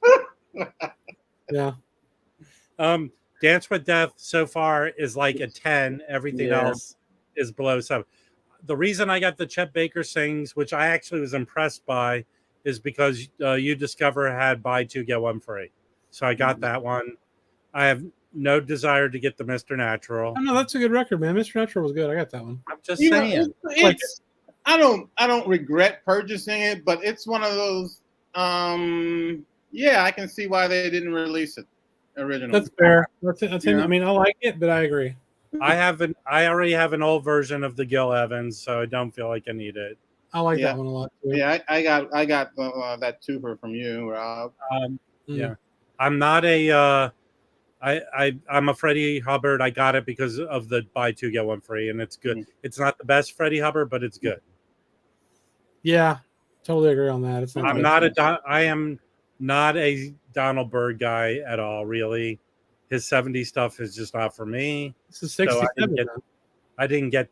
He's even in this one. He's getting into funk soul jazz. That's just what's wrong with that, man? That shit's awesome. It's not for me, dude. Calm down. Like the I have it, and originally I wasn't gonna buy it, and then I bought it. It has a hot lady on the cover. That's I'm gonna do my my usual give it this second play before giving it a final verdict. But it right off the bat I was like, okay. It just solid, but not it didn't wow me. Yeah. Time for Tyner I got as part of the buy 2 get 1 free, but that's a must own. Bobby Hutchison, it's just a solid, great. It's like I don't want to say it's a challenging listen. It makes you smarter by listening to it. That's what I feel that record does. It's not my favorite Tyner record or anything, but I did like it. It's a great one. So I plan on buying these 2. I'm waiting for a summer sale. As far as I'm concerned, they're must-own records, but I just haven't bought them yet. Yeah, Sonny Clark's great. My Sonny Clark arrived today. I have it on CD, and Caddy for Daddy. I got that when it was the day it was released. I have a Scorpio of Caddy for Daddy. It is a fun listen. It is probably from beginning to end his most enjoyable record to listen to. The one I showed you, the Slice, whatever, That's a more challenging listen. I think makes you smarter. What I mean by that, but these are two must-owns as far as I'm concerned. The Sonny Clark though is better than the Hank Mobley record. I mean, just in every way. Oh yeah, overall, yeah. The Hank Mobley was cool, and I need to listen to it again. I listened to the first one, was like, oh yeah, this is cool, but like I know that sound, and I've got a lot of records that kind of sound like that.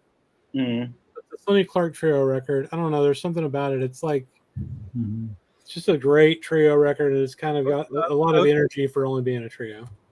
Here's another thing: if you just bought it for the cover alone, then you did a good purchase. The Lee Morgan, I said I already own it. The OG 1980. It's a good one. But the cover for it is pretty cool. But it's probably in the middle of his records. It's not the best Lee Morgan record, but a not so good Lee Morgan record is 10 times better than a lot of other records. The Duke Pearson I have not listened to, but it's a good one. I have the OG. It's a good one. They're better Duke Pearson records to buy. I was thinking about holding off. Oh, you haven't listened to it. You haven't heard it. How do you know, man? It could be the best. Exactly. How do you know? I haven't listened to it. Okay, listen, Chris. Chris, are you ready for couples counseling? Yes. Will you go to the dentist with me next week? I'm scared I gotta get a root canal. All right. I don't have any John Patton records, and I have an OG of schizophrenia. What is it? Schizophrenia. I have an OG, so I don't feel the need to get it. What about you, Felipe? Do you have an OG? Which one, Rob? Sorry. Of Wayne Shorter. No. I skipped on a few because the cover was so beat up. I knew that it was going to be Tom Ford, just waiting for a Tom Ford. Mine's in perfect condition, so I feel no need. That's good for you. Yeah, I'm definitely getting Wayne Shorter. The John Patton one to get? Nah. Yeah, that's a good one. I have it. I mean, that's supposed to be like one of his best, if not his best, one of his best. Yeah. Can I ask you a question, Felipe? Yes. Is there a song on there that goes like this? I feel like every jazz organ record has that song on there. Yeah. I like jazz organ. No, that'll be good. I feel no need to get the Herbie Nichols because I have this Blue Note Classic series from the 70s that has all his shit. So I don't need it. Mm-hmm. But that Jackie McLean, that's an instant purchase. Yeah. Both of them are purchases for me. I love Herbie Nichols. I mean, I have the Mosaic box set, so, but I'm gonna get the Blue Note.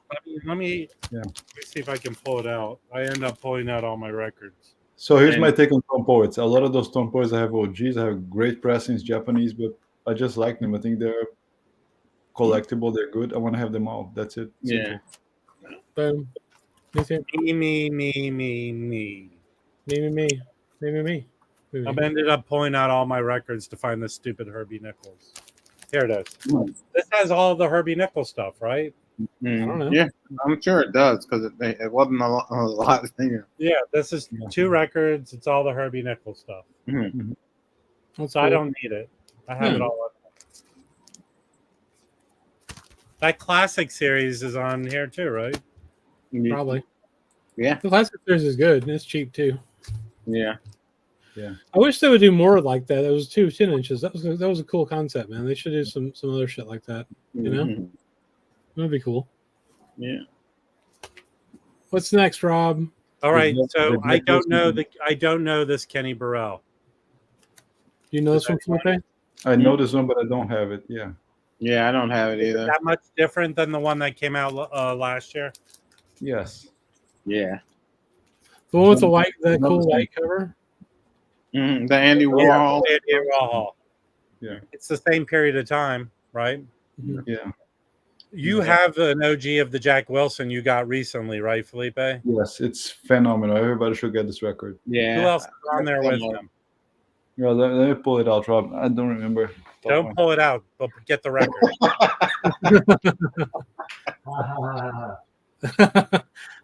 Felipe is growing tired of your sarcasm.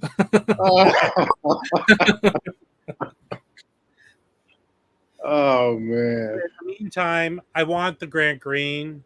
I know it's probably cheesy because he does covers, but I like Grant Green. I want to get his stuff, and I have an OG of the McCoy Tyner extensions. Yeah, I'm gonna get That So and that is a must-own record. Alice Coltrane is on it. It's a kick-ass record. yeah. So just going back, the right touch. That's an Yeah. OG. Oh, cool.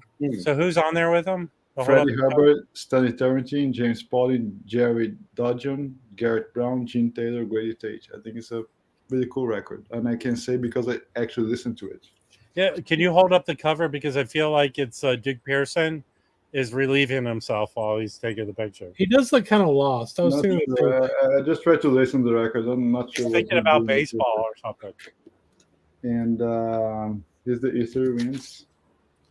No, Lee Morgan's on there. Does he steal the record? No, I have it here. Nobody stole it. Oh, you. What is it, a Black Bee or something? It is a good record, but to be honest, I like Jack McLean here. It's really good. You know that lineup. That lineup's insane. They did a ton of stuff around that time period because I have. Yeah, I mean Crenshaw and Billy Higgins, they were the house bands. Yeah. That was like a tight group of people there. Yeah. I mean, especially Crenshaw, Billy Higgins, they were the house band. They played like hundreds of sessions together. So this is a really I might have to get that one. But the I think if you don't get that, the two for this year, the Andrew Hill and the McCoy Tyner extensions, get that. Those are they're really good. And the Sonny Clark. Yeah, I think the Carmel Jones is also really good, and the Art Pepper. Those are really. We've just been bashing the Carmel Jones while you were up rearranging your sock drawer. At least in my system, it sounds good. Okay. No, it sounds great. It's good, but I think it was overhyped by Jazz Bum Mike. It is Jazz Bum Mike's fault because I was very excited about it, and then I liked it, but I was slightly disappointed because of the hype. It was like one of the things where he was like came on and just was crying about how important the record was. I think that Chet Baker Sings and Plays came under the radar. It is a really good record. Hey, when the Blu-ray collection comes out of all the Jazz Bum streams, on the cover it say like a quote from an audience member. I bought the opposite of what Jazz Bum Mike did, and I'm very happy. That's it. Oh, That's funny. You can't be on the stream, man. Yeah, agreed. Sonny Clark is top tier. They make you smarter. Alice Coltrane. It sounds like an Alice Coltrane record. That McCoy. You know what doesn't make you smarter is marijuana. Well, I need to do some right now. I'm going to take some. Yeah, Sonny Clark trio. It's really good. It's really, really good. Yeah, it's weird. Like, I don't know. I've got so many fucking Blue Notes now that I'm almost getting like kind of null to the releases. You know what I mean? Like, numb. All the releases are coming out. I'm just like, okay, that's cool, but like, I've got so much of their stuff already. So I just kind of want to pick and choose more than just doing everything. All I do, Roberto, is I look at the albums you post on the Discord server, and I get the opposite, and those make me smarter. What were you going to say, Felipe? Forgot. Okay. No, sorry. Remember, I think it just shows consistency, right? How great output the label has. We talked about it many times. To be honest, I think a label that I think is overhyped is Impulse. There's great stuff in there, but I think across the board, Muse, for example, has average better release than Impulse, for example. Maybe. I mean, there's some. Yeah, I don't know. I'm trying to think about it. On Impulse, I feel. I mean, I might be wrong. Just my take. I think it's true or not. It just might take. No, there's definitely some filler on Impulse. I've got a couple of them. Let me see. Keep talking. Hey, I'm bringing up the classic series to see what else is coming out this year. Do you want to see those? Yeah, sure, Rob. Go ahead. All right. Hold on. Uh-oh. There we go. So I have to be in there to move the thing. I didn't get this record. Yeah. Did anyone get this record? No, I No. skipped it. I'm behind on Blue Note series because I'm waiting for No, the I sale. didn't get that. No. But spring is coming. That's enough. I think for the rest of the year. San Francisco, great record. You should get it. Mm-hmm. Yes. Bluesnick I got, but it's not a must-own Jackie McLean. Oh no, I disagree. But I got it. I didn't. Yeah, I love it. I like that one. It's sort of a transition. Title in Jackie McLean's catalog, but it works for me. I didn't get the Horace Parlon. Maybe if it comes down in price and there's a sale, I might get it. Yeah, both of these records are must own. I have both. I think the Sam Rivers is one of the best sounding classics there are. That thing just sounds really good. Yeah, I have the Music Matters, so I didn't get the classics. So. That's braggy. I didn't buy the Dizzy Reese. You know what I just listened to? You should. Dizzy Reese has a record on Prestige called Asia Minor. That thing is killer. If Kraft, if you're listening, you need to issue that record. Does anyone have Asia Minor? Nah, I think no, I don't even have it on CD. But it is excellent. It's probably, I think for me, Asia Minor and Star Bright are his two best recordings. Asia Minor is a lot better than Star Bright. It is. I don't know. I like Star Bright. I haven't heard the other one, but I like Star Bright. I picked that one up. If anyone finds me a copy of Asia Minor, I'll trade you something. Maybe that album is kick ass. Okay, I sold an OG Johnny Cole to Felipe. How about that one too? I've only listened to it once though. I didn't get either. I have no interest in the Miles or the Fats Navarro. So, they're actually really good. But I have to cut it off somewhere. Yeah. Hang on, I want to talk about those.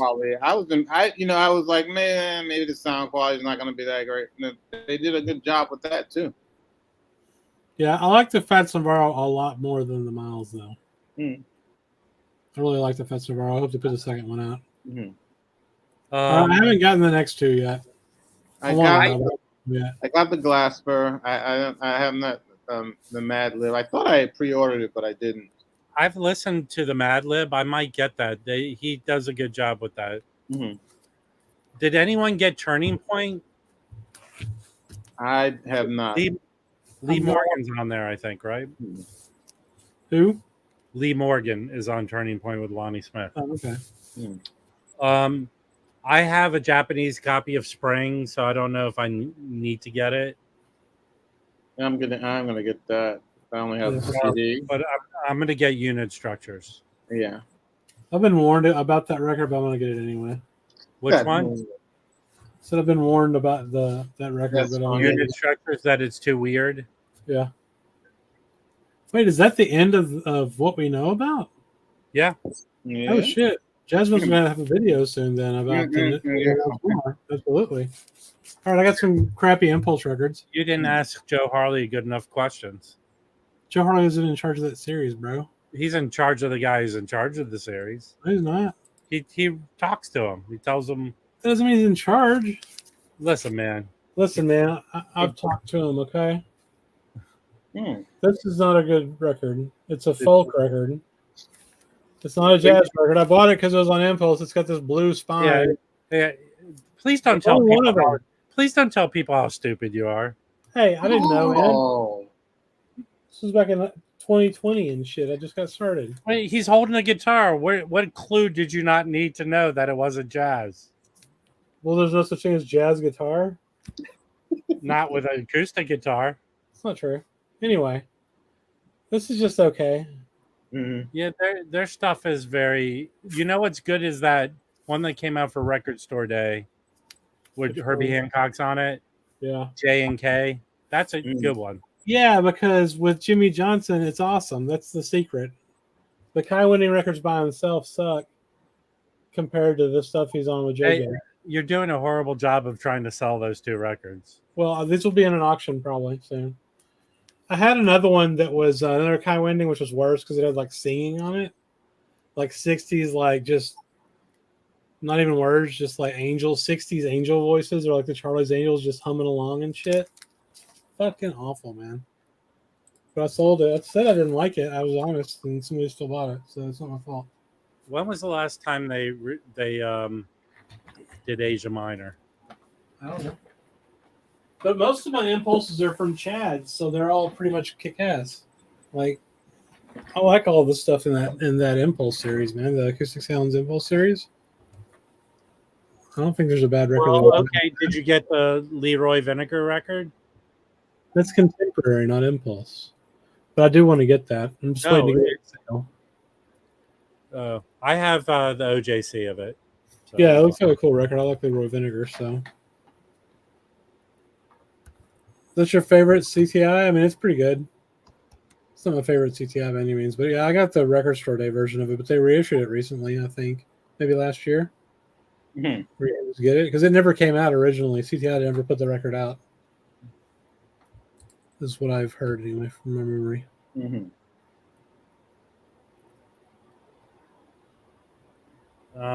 Asia Minor just came out on CD forever. Yeah, I think it was maybe even, I don't know if it was part of their like limited thing or whatever. I can't on CD. But Yeah, all the vinyl cost $1 billion. Mm-hmm. Quiet Kenny isn't doing anything for you. I mean, if you don't like it, that's fine, man. People can like what they want. I do like that record, though. Yeah, I do too. Yeah. You know what? Asia Minor came out as one of those wave jazz classics. Oh, cool. Mm. We did a video about that at some point, didn't we? Yes. Yes. Mm-hmm. Okay, you know who's on Asia Minor? Joe Farrell's on there. Hank Jones. That's probably true, Levin. Absolutely all the jazz is on CD. That's probably true. Yeah. You can find out way more stuff on CD, I think. Box sets, leftovers, B-sides, a lot of stuff. Yeah, man, the CD era, they put some shit out. Yeah. They figured There's out. only one Sam Rivers I don't have of the Blue Note records. It's that one they issued later, right? Oh, was that one that someone had for sale, Rob? Remember that one? Looks like the Pete La Rocca cover, like Pink. Yeah. That record is unlistenable. Even again, the likes avant-garde. It's very odd. But yeah, it's most weird. of his Blue Note stuff is good. Yeah, but that stuff is crazy. But I from that collection, that jazz collection, I've been cleaning and listening to his stuff. Mm-hmm. Out of all the avant-garde free jazz guys, I feel like his stuff is the most approachable. Who? There's Sam Rivers. Okay. So all his stuff is it's more melodic, even though it's free jazz. There's more. Mm-hmm. It's more structured or whatever. It's not a hard. His free jazz is not a hard listen to me. Of what I've heard so far. I think Eric Dolphy's my favorite free jazz guy. Yeah. But that's early stuff. I don't care. That's my favorite. So. Mm-hmm. So. Yeah, I saw that, Jeffrey. I'm gonna try and find a copy of that. Yeah. Yeah. Sam Rivers is okay. Yeah. Some other folks go that's too much for me. Yeah. But can I show one that I got this week and one of the few? Okay, only one. You show 500. I bought it actually during last week's streams by Mike recommendation, not Mike Jazz Bombs. Okay, Mike Tons of Poets. Damn. This is phenomenal. Oh, good. I'm gonna get that too. It is really, really good, and I've been. And again, I think I said that last week, but I've been more on Bandcamp these days than on Acoustic Sounds or whatever. Just like buying new stuff, getting new issues. So there's a record that I bought this morning recommending. It's a 1979 release. If you guys want to check it out, it's on Bandcamp. The OGs go like for 1,500 in average. Okay, I'm just gonna pull the name of the record here. Where is it? Bandcamp, don't fail me. Don't fail me now, Bandcamp. Fail me now. Yeah, logging in. Okay. It's called Trust by McNeil and Niles. All right, Thrust. Nice. It's a really like a fusion record from 1979. Very few reissues. An OG of this one goes for about $1,500. Mm. There's a reissue now by this Canadian label, and there's less than 50 left out of 1,500. Okay, and that's a really good record. I listened to it. It's a fusion record called Trust by McNeil and Niles. Don't sleep on that. Don't sleep with it. Yeah, You had me at Thrust, bro. And then that's a really good record. I think There's only you're 50 gonna love this kind of stuff, Chris. who's it OGs, by though? I bought one, of course. No, who's I it by? I forgot. You can stream that, and the great thing is on Canadian dollar, the value actually goes down when you buy it. What is the name of the group? Wilbur Niles, right here. Okay. Don't sleep on that, guys. If you like fusion, yeah, that's a great record. 37 remaining. Maybe you could sell them out today. Just wait a minute, people. I streamed this record. It's really, really good. Nice. Has like some 70s fusion stuff. Sometimes reminds me of even like Herbie, kind of Trust, the same title. This is a really good one. That's a really good one. 37 left. Don't sleep on it. Oh shit. I accidentally bought 3 Rio Fukui records that were in my cart too. Oh no. Dude, don't do any of that stuff when you're high, man. I said hi, man. I'm gonna have to put that on the pay in 4 plan at PayPal, bro. Oh, that's funny. Chris, you're a Kurt Lightsey guy. Oh yeah. So this is something I bought, and I've talked about this guy. It's a Swiss drummer, Florian Arbenz, and he did this double CD with Kurt Lightsey. One CD is a quartet, the other is just a duo performance with him and Kurt Lightsey, and it's really good. It's really good. And he put these out. They're called the series is called Conversation, and he puts them out on his own label. And this is number, I think it's 7 and 6. I'm not, but yeah, and it's on Bandcamp. Really, really good. Nice. Really good. Yeah. I've got most of the series, except for the ones that I missed early on. That's cool. I think he's up to number 10 now. Yeah, I think there's a lot of great stuff on Bandcamp. I find myself, learning about new releases, from Mike. He's a good advisor there. Thank you so much, curator. And honestly, I subscribe to a bunch of like British magazines. Their list of like new releases, I mean, they spend like 20, 30 pages every month on new releases. And here we're talking about Chad's reissues, so shallow, so little. Right. Yeah, gotta check them on that because they're putting a lot of stuff in Europe, in the US that we never know about. That's in the European press, but we don't hear about them here. So I think it is a great starting point. And here it is. I found my Asia Minor. Wow. All right. Yeah. What do you want to? When did you get that? I actually bought it from Brandon a few months ago. Oh, shit. Yeah. Yeah. That's Van Gelder. Oops. Nice. It's a great sounding record. It's a great sounding and great music. The music here is beautiful. Now, do you have the Bright Star or whatever? Do you have that one? Yes. Starbright. On the Blue Note, I have a which would you say is better? Starbright is better. Mm-hmm. Yeah. I think Asia Minor is better. I think it's a more like consistent, more, I don't know. But I this is think- really good I read too. a lot. It's really good too. I want both. They're great, and this is really good too. I think it's just maybe it's just because of the Blue Notes production. You know, the whole rehearsal setup is more like solid um, record overall. But this one is really good too. It's beautiful, beautiful music here. Beautiful, yeah, Nice. yeah.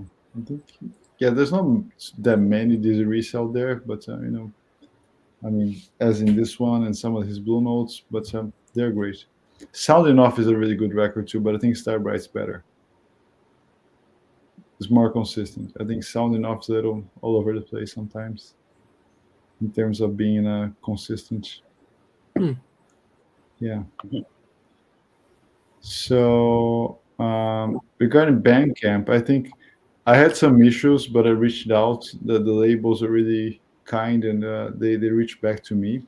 Uh, Oh, Sometimes you have to see when you're buying it, they're going to be saying it's going to ship X day or Y month yeah. or something. So you got to be aware of that when you place an order on Bandcamp.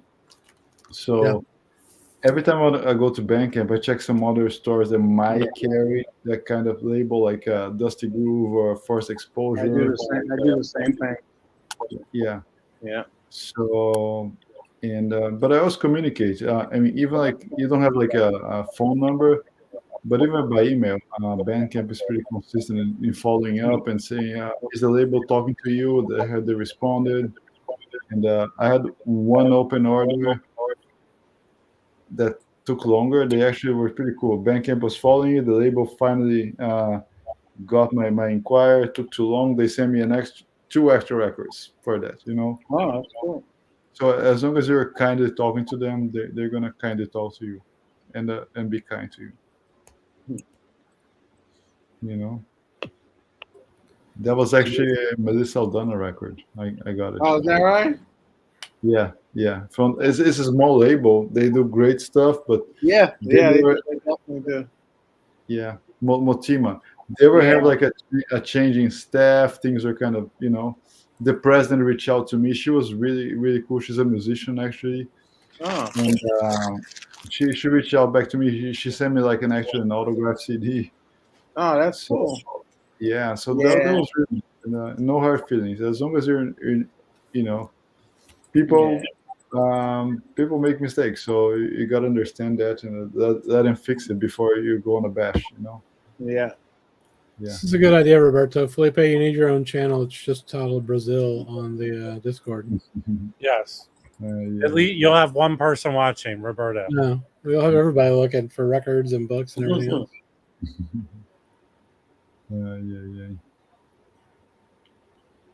Yeah. So what else? I didn't get much this week actually. Most of my stuff is from Bandcamp, so it's gonna take a few weeks to arrive. Yeah. I've got Did some you- stuff out from them. Felipe, did you reschedule your trip to DC? Yes, Rob. I'm thinking next month or so. I was planning to go there on 4th of July, but then 4th of July, I think this 4th of July was the craziest traveling holiday ever in Yeah. history. Right? Yeah. And yeah, I had someone to help me like driving, but at the last minute we couldn't make it. So I said, I don't want to drive like 15 hours like in 3 days round trip. So I kind of put it on a back burner, but I'm thinking August. Hmm. Are you planning to go there? Probably in towards the end of the summer, maybe. I don't know. I'm because I'm working full time now, so yeah, it's hard to break away. no, that makes sense. But we can work something out. I'm flexible with that. We can talk about it. Oh yeah. Are you going to go on a date together? Yes. Yes. No, actually, we're doing that. Like strangers on a train. I'm gonna murder someone for him. He's gonna murder someone for me. Perfect. So we the suspicion is off of both of us. Yeah. And then we're gonna put it on a chest and throw a party over the chest, right? Yes. Yeah. Uh-oh. Chris in trouble. He's being yelled at right now. Yeah. Hey, Okay. yeah. Okay. Hey, how close are we to? That's one thing we didn't talk about. How disastrous is the UPS strike if it happens? For going to be. I was thinking about it. Yeah. That's how I mainly sell to Canada. So I mean, some of my suppliers, I mean, for like office stuff, they're already, sending emails. Be prepared. Yeah. Because there's gonna be delays. Roberto, I don't think you need me in New York. I just don't think it's going to be a big good part for me to be there. Hey, Roberto, yeah, we're gonna be hanging out at Prince George's County, right, Rob? Yeah, PG County. Largo. Hang out in Largo. Yeah. I don't know. Right now, I'm going to see Anthony Braxton in October in LA. I don't know if it's cool. the same weekend. Also, I'm gonna probably go see Kirsten. What's her face? In August. Yeah, Atkins in Newport Beach. Nice. So is anybody on the panel or here, Peanut Gallery, going to see any of the Herbie concerts for summer? I really wish I could. He is playing the Hollywood Bowl. Yeah, he's playing the Kennedy Center too, but sold out. That should be cool. That should be really cool. What, Dina? You're going to see Taylor Swift?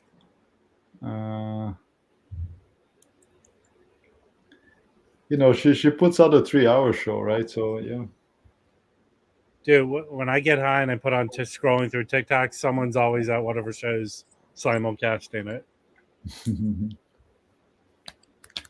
Yeah, I mean, I give her credit. I really admire her. You talking about Swiftie? Yeah. She's great, man. Mm-hmm. Yes, she's brainwashed a lot of people. Shut up! You sound like an old man. Yeah. Well, better than those old parts that like Led Zeppelin that actually raped a lot of people, right? One of my students is a big Swiftie. Yeah. And she goes, like, I got the ticket. I go, what'd you spend $150 for? You go, yeah. I said, you could sell that ticket for over $1,000. Some people value experiences more than money, Rob. Yeah. All right. What do you value more, Chris? Experiences for sure. Okay. Yeah.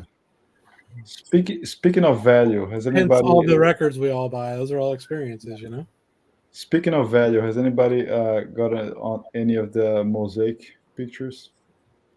The what? The mosaic picture sets that they're putting out. I bought one. I bought the six. I was gonna say, that would be something that I would buy, and I was like, but do I need 6? And then I was like, maybe I just went in with someone and we split them. Mm-hmm. But I don't need I don't need all 6 of the Coltrane from the Blue Note, from the Blue Train section. So those pictures are gonna come like 12 by 12 record size. They're gonna come like in a record jacket. Right. So I think it would be cool if they release more to Right. put them together in a shelf. That I went for that one. I thought about the record cover, side by side, but I think it was too much. Yeah. Even like the big picture, I honestly thought about buying the big one for like selling afterwards when it was sold, because it's only 15, right? Right. And I was like, man, I think that picture is not like so unique and first time that I'm not sure how that much is gonna value, how that picture is gonna value. Yeah. I think that's really cool. I know back in the 90s, Mosaic used to sell the stuff on the website. Mm-hmm. And when I was in school in New Orleans, I bought like two posters, and they printed their posters on like beautiful paper. Mm-hmm. I had the Sonny Rollins from the Blue Note recording. Oh, there's a big one, Sonny Rollins. I had that one, and I had the Art Blakey from I think maybe it was Big Beat. I'm not sure. Mm-hmm.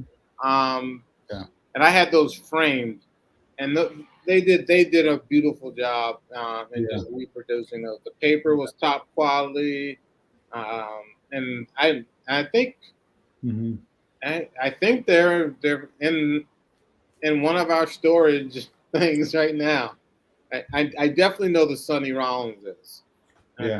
I don't know I don't recall if I gave away the Art Blakey.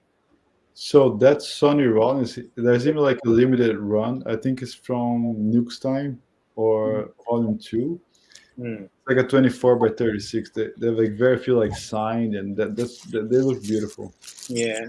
But I think Mosaic does a great job. I mean, I like photography. I photograph, so I had to get one of those sets. You know. Yeah, I might just go ahead and buy the lithograph set. Yeah. No. I think it's a great price. I mean, if you look at lithographs and then like a rock band, they're gonna charge $100 for only one. Oh yeah, and it's funny. And lithographs, I mean, they'll go up in value.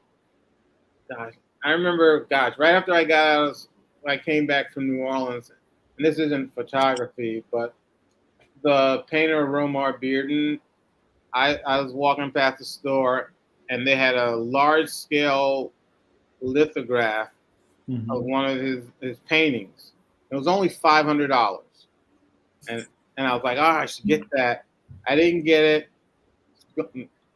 Someone else bought it. I don't know how much that thing is worth now, but it's worth a shitload of money now. Yeah. So from what I heard, what I know about this series, Mosaic lost the rights. They belong to Blue Note now. Blue Note recovered. Mm. They did the highest possible quality scans that you can get. Mm-hmm. That's what they're doing now. So, and I think that's a cool idea. I mean, make by record. So maybe next one is going to be based on a different record. Mm-hmm. You can get all the session photos and put them side by side on a shelf. I think that'll be sweet. Yeah. And for $100, I mean, I'm buying them all easy. Hey guys, I think I'm going to take off. I want to listen to some records before I crash. It's been a long week for me. All right, man. Okay, Rob. All right. You Thanks for having me. I'll see you guys. Thanks for coming. Thank you so much for coming. Later, Rob. Take it easy. Bye. Yeah. Dang it. Yeah. I was trying to talk shit and then he disappeared because I was muted. Mm-hmm. Who's that? Rob. Oh. Yeah. I mean, but I think those photographs, I'm surprised that some of them didn't sell out yet because it's a good value. And that's history, of course. I just don't have any wall space for that kind of shit. I mean, the good thing about the 6-picture set, they come in actually in a record sleeve. You can just put them on. Right. Yeah. Yeah. I mean, do I have wall space? I mean, I'll have to take something. I'll have to rotate stuff. That's all. Yeah. Some stuff will have to come down. Mm-hmm. And like I have like I don't collect all of them, but like the posters from the New Orleans Jazz Fest. Oh, those are great. I don't know, maybe about 6 or 7 of them. The ones that really appeal to me, and I think I've got 2 that still aren't framed. They're just in the cylinders, and I have to get those framed, and something else that I have too. I've got a few things that are that I need to get framed, and then rotate some stuff out. But yeah. I mean, yeah. I've got about 40 Pearl Jam posters that are all still in the tubes. Mm-hmm. It's crazy. Yeah. I just sell them things. I'm never gonna hang them up. Mm-hmm. We keep like 3 or 4 of them and then sell the rest. Yeah. Some of those are like worth $400. That's crazy. Yeah. Which one? It's Pearl Jam, like from when they did Wrigley in 2013. Okay. It's a Cracker Jack box. It's really cool looking. Mm-hmm. Oh yeah. Small, it's only about this big. It's kind of small. Man, I remember I started putting that stuff out. Those CDs. They actually bought in the store separately, right? Those bootlegs. Oh, I don't know. Yeah. Man, that was such a bargain. Now they're getting so hard to get. They always. I don't know if they're still doing it or not, but they always had a poster for every single show. Yeah. Oh yeah. Like a specific poster for every single show, which is kind of crazy. Yeah. No, those are great. I have some of those, but not Pearl Jam, but other bands. But I'm not sure if they'll like make a standard one, just change the city name, or actually make new ones for each concert. Pearl Jam puts out a new whole image for every concert, and they've done it for like decades. It's nuts. Yeah. Oh yeah. And those are great. I mean, they may have fought against Ticketmaster, but they sure as hell make a fuck ton of money on merch. Oh yeah. I mean, you go to these shows and it's 20,000 people or whatever in one of these arenas, and the merch lines, it's like a 4-hour ordeal. Yeah. Wow. Oh yes. And you got to get in the fucking line early, or the shit will sell out. And it's like, so it depends on the show, it depends on the shirt or the poster or whatever. But sometimes it's just like a Let me see if I have here. I have a really cool one. Let me see if it's nearby.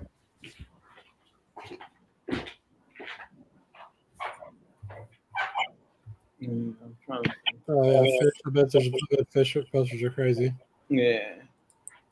And so me and Mike went to the Vanguard this week. Oh yeah. Yeah. It's a good show. Billy Hart. Oh, nice. And the Mark Turner, who's one of my favorite saxophone players. Mike really loved the bass player, and Ethan Iverson on piano. But I think it's funny because we both went on Tuesday, and that's the first night they start playing. Oh shit! I mean, this is a long-standing group, so right. I mean, but I still think they would have been better. It would have been better to see them, even on a Wednesday. But usually, I try to go on like Thursdays. But it was funny because both of us, I think we were both like really tired. So right. I know I was exhausted because I had like some emergency stuff at work, and I was exhausted. But it was a really good performance. It was a really good performance. But I think that if we had gone on, it would have been even better if we had gone on, a Wednesday or a Thursday. But that makes sense. Yeah. I think have we heard Oblique is going to get repressed? I think Oblique is actually easy to find now, right? No. I think the kicker is actually impressed. So Oblique should be coming soon. I think it's the kicker. Yeah. Oh. Yeah. Chris, just to show this one, I was looking for my DC T-shirt. It's upstairs. I couldn't find it now, but this is in Oakland that I've been to. Wow, that's a nice trip. I went to one show on that tour. My wife saw 3 or 4 shows on that tour. It was a good tour, man. So I have another one from DC. That was a 2010. They was Backspacer tour. It was like the Lincoln Memorial. That's pretty cool. That makes sense. Yeah, I didn't see them then, but we're seeing them in September. Are you gonna go see them on this tour? They're not coming to Florida. Well, you can fly somewhere, man. Yeah. Come to Fort Worth and go see them with us. Let's do it. Yeah. When is it? September? Yeah. Cool. Let me I'll take a look. September, I have 2 tickets. I have U2, the opening night at the Sphere in Vegas, which I'm thinking about selling it. We'll make some money. Yeah. And Aerosmith. I don't know. You should go, if you like U2, you should go see them, man. Yeah, but I still have to fly and sleep there. I'm thinking about it. But I got a fan club ticket, so like front row, really good at the Sphere in Las Vegas. Front row? That could be worth some cash, bro. Mhm. That's what I'm thinking about. Yeah, for sure. Yeah. Well, that's crazy. Yeah. Oh yeah. No, those tickets are going really hot, and I have a really good ticket. But Aerosmith I'm seeing for sure because I mean Aerosmith actually was my very first big stadium show ever in my life. I was like 14. Yeah. You know what's crazy about the Pearl Jam shows is the GA area, you know, like the general admission that's right in front of the stage. Uh-huh. They only sell those tickets to fan club members, right? Mm-hmm. And you got to kind of win them in a lottery. I mean, you can usually find some, like a single person to get one ticket if it's just one person that wants to go or whatever. But the cool thing about that is you can just get a ticket, and if as long as you spend the time in the line, you can get in the front row. Yeah. I've done that every time I've seen them. You know what's the funniest though? In 2013 was the Stones 50th tour, 50th anniversary. So it was playing small venues. The tickets were really really outrageous expensive. I think people complained. Mm-hmm. So they made these random lotteries, $89. They would draw a lottery. You can get any ticket anywhere. Oh wow! And then of course I applied to those. My first concert was kind of crappy. The first concert was in Oakland. The second one in San Jose, in the smaller arena. So we got like drawn to the lottery. Also like not a great ticket, but you had to go in a special line and walk. They would put you in a special line and walk around the arena. So you actually walk around the stage. So I was with my cousin there. I was saying, "What the fuck? We just stay here." People kept going. We just stayed there, and we just sit. It was like, actually like leaning against the stage and watching the concert for like $90. That's awesome. Yeah, that was ridiculous. That was really really good. Who else is coming? I think Chicago's coming here again with somebody else. I'm not gonna see them. Chicago. They're old. They're an old band, but man, I like them. No, they're fine. No, Chicago's good. Yeah, there's only like two people in the band that are original anyway, so it's all just Yeah. a bunch of really good players, you know, playing their tunes and singing them and shit. Mm-hmm. So breakfast, I'm getting the Winton VMP. I'm getting the Winton VMP too. Absolutely. Oh, yeah. I subscribe is gonna come anyway, so I said, what the heck? Let's get it. 100%. Of course, well, I think it goes without saying that I'm getting it. You're required to get it. You're like the reincarnation of Stanley Crouch, man. You have to get it. And then I actually have the ORG copy of that album that was done by Bernie. 45? No, it's 33. So so it'll be interesting to compare. Oh yeah. But yeah, I'm looking forward to it. Is that a 80s record, Mike? Yeah.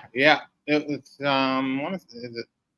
it's 84, 85, 80, I want to say 85 because I bought it. I remember buying it in Okinawa, Japan. I actually just bought. I was in the Marine Corps at the time, and when you're in Okinawa, like in September, they would have this big sale, and everybody would buy you could buy anything. The military PX system would have this. Everybody buys stereo equipment, right. And then they buy bone china for their mothers. So that's cool. And I lived in a room, like a dorm style room with 3 other guys.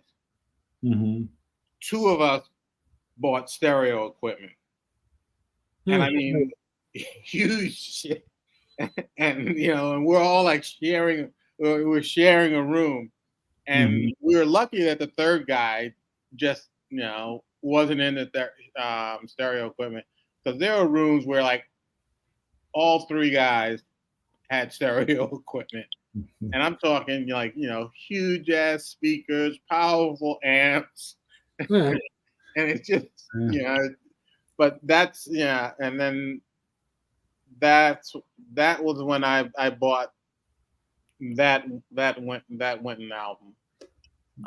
It was actually the first Winton that I purchased in LP form, because the other previous that I had before I got to Okinawa, I had his stuff on cassette. Yeah. So Mike, in that subject now, just occurred to me.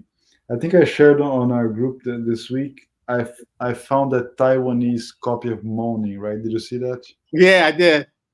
Yeah. So it's not mine. It's from the guy at my record store, Radioactive. He bought a copy at Bananas, where Joe just stopped by this week. Mm-hmm. So it's a yellow cover, just the cutout of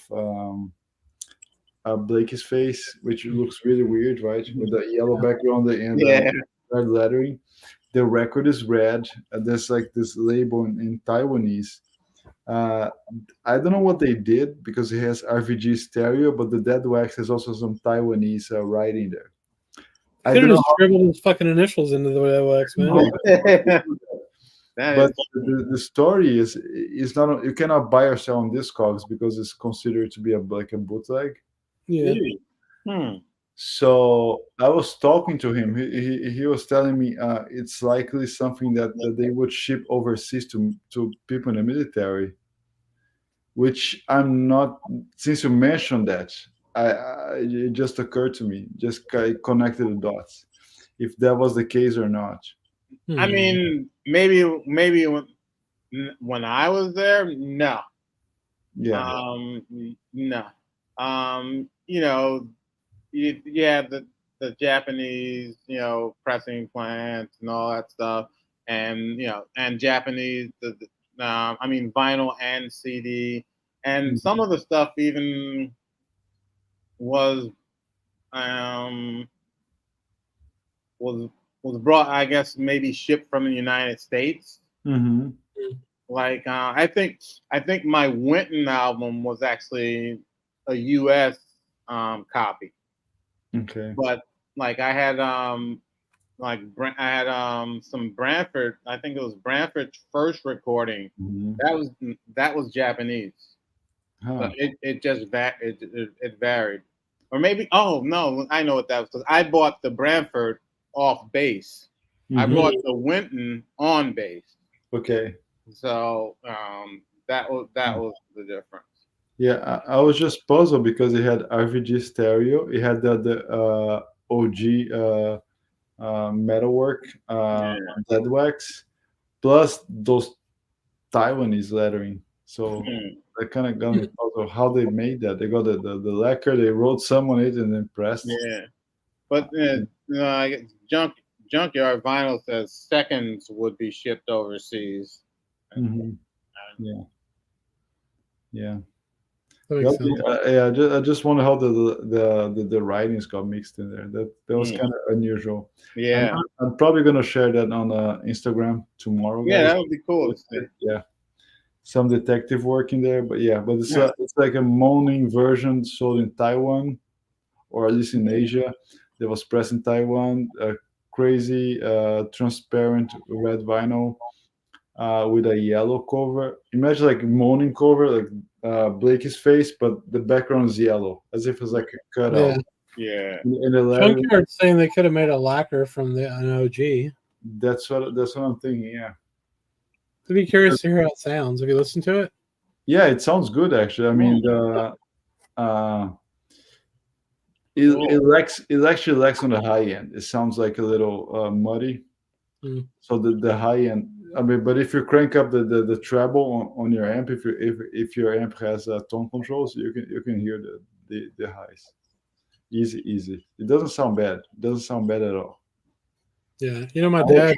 We're making fun of it at the store. He put it on the turntable and said, "Dude, that doesn't sound bad." I think it sounds better than a 7/5. Yeah. I like the classic moaning they put out. It's good. Yeah, it's good. Yeah. I'd rather have a Music Matters, but yeah, or a Tone Poet.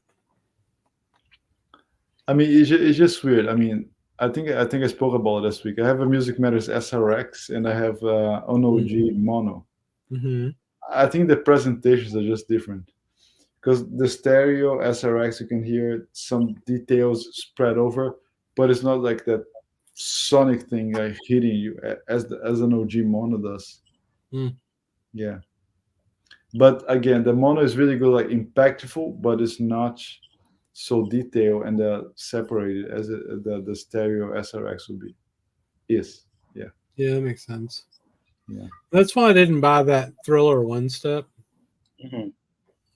So I heard people say it doesn't even sound like the same record. You can hear details you never heard, but it doesn't sound like the same record. I was like, well, I don't want it then. I want it to sound like the same record because I know that record like the back of my hand. I mean, I like the OG I have sounds great, even though it's scratched the shit. Mhm. Oh, the OGs are great. Yeah, I had the same experience with Inner Urge. Yeah. I have the Music Matters and I have a stereo and I have an OG mono. Mm.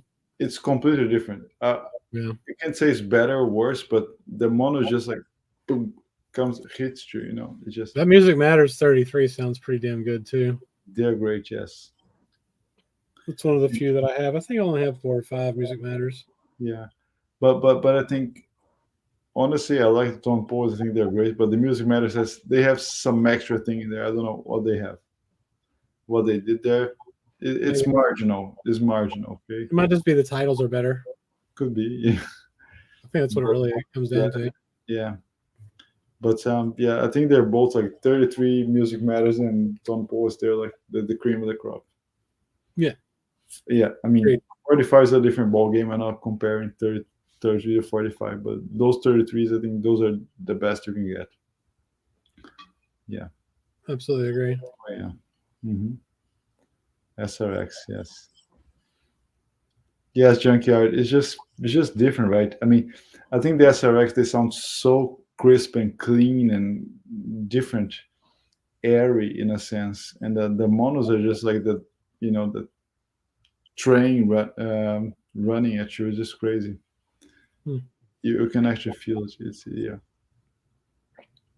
I mean, yeah, each one has its. And to think about it, another comment I think we had this a few weeks ago. If you think about the SRX, the tone poles, they're just running the tape. They're actually capturing the whole thing. Van Gelder sounds great, blah, blah, but he was the one actually tweaking the system, right? Right. He was not the one that was the most accurate. No, he was the one that's actually photoshopping the sound, Pretty right? much live. Yeah. Yeah, that conversation. I'm sure. I know me and Felipe have seen it. The conversation we had with Kevin Gray was pretty fun. Yeah, it was great. Oh, yeah. Hearing about all the different But- tapes. but, Just all the you know- tapes was cool.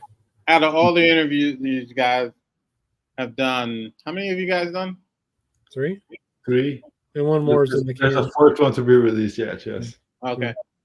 The Zev is by far the freaking best. Awesome. Yeah. He was so freaking into it, you know. Yes. And you know he really enjoyed talking about it. Mhm. And, you know, I mean, Yeah. I don't know. He out of all the interviews that he's done on YouTube, it was by far the best, and I think it was the one he enjoyed doing the most. Yeah. I hope so, man. He's really, you know, I mean, and it's cool because you really got a sense that, you know, dude really, that he really loves doing what he's doing. Yeah. And, you know, and it's a fucking dream job. And it's just not, you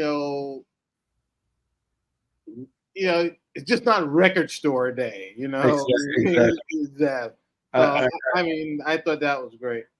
I think that was the greatest point, Mike. When I first touched base with him, we actually had a phone conversation, and he was like, "So when do you want to schedule pre-November?" I said, "No, I want to talk now," because he's on YouTube mostly for Record Store Day, but there's some great interviews of him on podcasts off Record Store Day, and I listened to those, and I said, "Man, this guy loves what he does, has some story to tell. Let's push to do off Record Store Day to talk about his life." Right. You know, So I think that was a good point, and I think we extracted so much great stuff from him. Yeah. In an interview like that, I mean, every record store day, I'm buying something that he puts out. But an interview like that would make, if I wasn't doing it, would make me more likely to purchase some of this stuff because, I don't know, I just, he comes off a lot, he comes off really good, trustworthy guy that's actually really trying to do, you know, present the best product possible. Yeah, I really enjoyed that interview. I thought Thank you. I thought it was excellent. That was great. Yeah, I mean, I share his passion too. I mean, the things that he told about his story with his family, listen to music at home, and he didn't say that on a interview, but there's another interview he talks about how he was shocked to get full access to Wes Montgomery's estate, and then he was saying like, man, I grew up listening to that, and then all of a sudden I'm here with his family, touching his stuff. It just felt so weird to me in a sense, but so honoring. Yeah. And I think it really comes across. He's a guy that really enjoys it, and he really does it with a passion. And I think that's priceless. I think he's probably one of the best in business. Yeah, that interview of him was by far the best one that he's done on YouTube. So. And for us too, right, Chris? It was intimidating to just. We're just talking about that a couple of days ago. Like, man, to look at it, the wall behind him, and we're talking to him. Man, that's really fucked up. Yeah, for sure. All those talking to Kevin was crazy too because he's just sitting in his mastering studio, and his laptop's like sitting right in front of where his whole console is. Like you could tell, because right in the background is his lathe. It's just really cool. We never thought we'd be able to talk to any of these guys. Yeah. Oh yeah. No, that's really cool. So for the next interview, I'm not gonna give any details, Chris. Let me know if you're okay with that. It's someone that's like by name or face is not so known as like a Zev or whatever. He runs one of the biggest like Facebook and Instagram groups on Blue Note.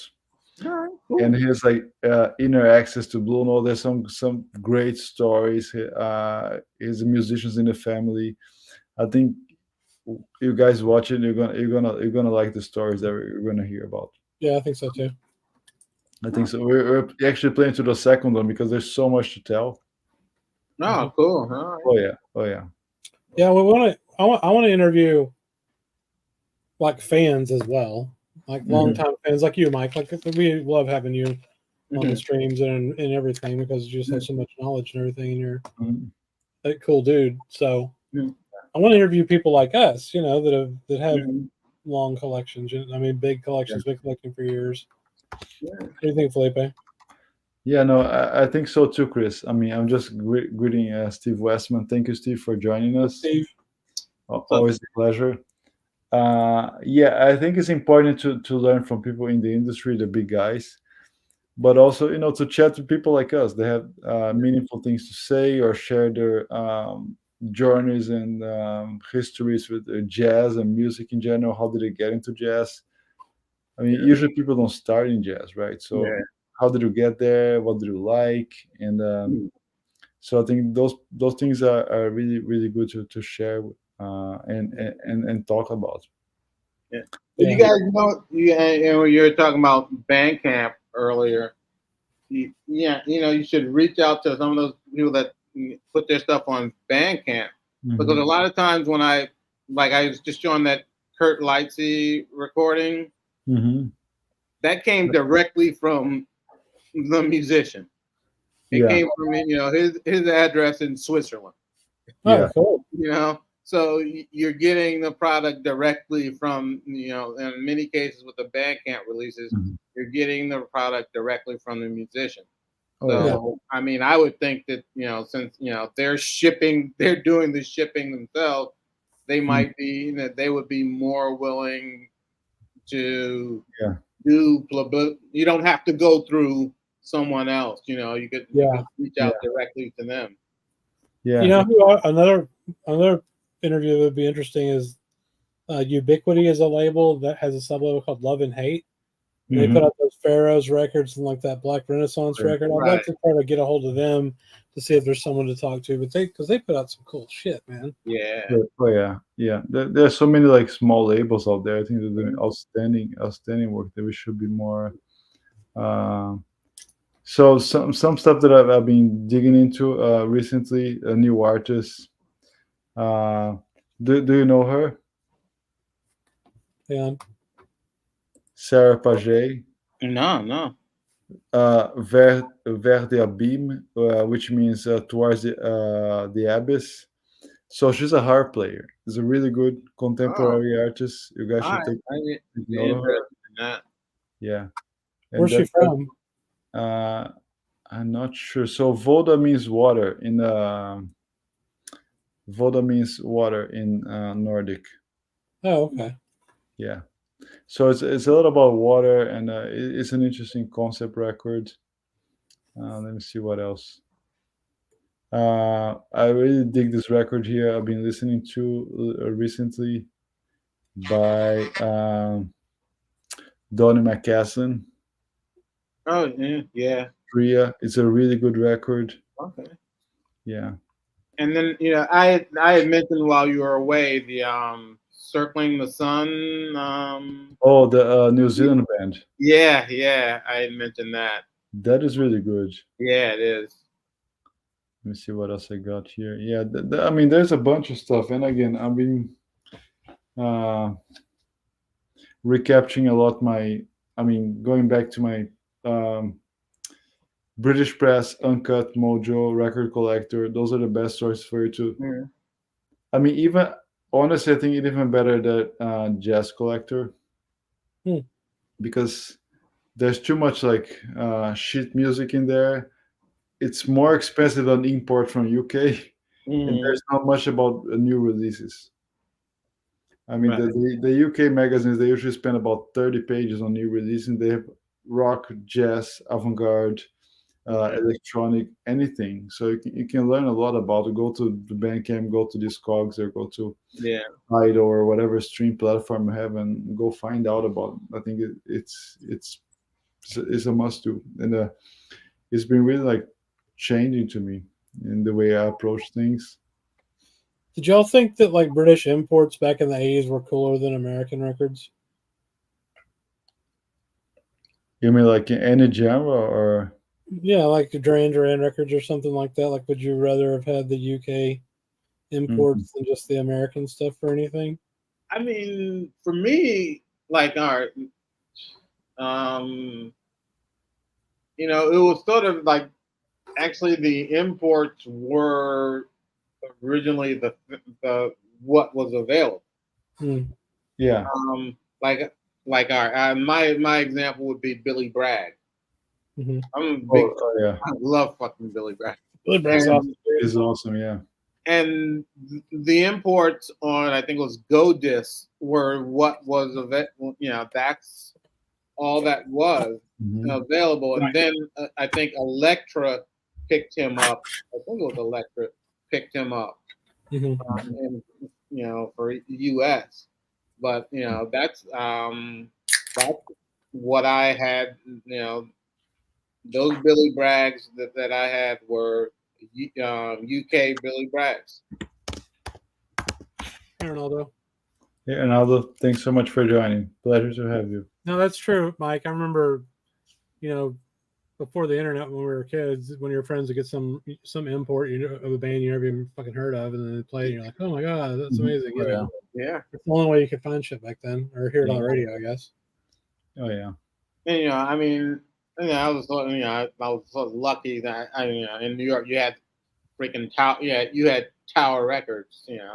So it was easy to get the imports. You just Yeah. Oh yeah. Yeah. All our little stores usually had like a section, and then you could order them too. They had books. Yeah. Oh yeah. Books full of the shit. You could order anything you want, man. It would take a month, but you'd get it. Yeah. Yeah, I mean now I have Bandcamp. There's another great pre-order on Blue Note US that I really like uh, by this piano player Harold Lopez Nusa. Have you guys check him out? Okay. That's a good one. I'm gonna put the cover a little Okay. bit. Cool. Yeah. Is it on It's on vinyl? Priscilla. Oh yeah, Yeah. So he's a piano player. yeah. Hmm. It's a great record. It's a great. How's the music? Is it like Latin or? It's a trio, but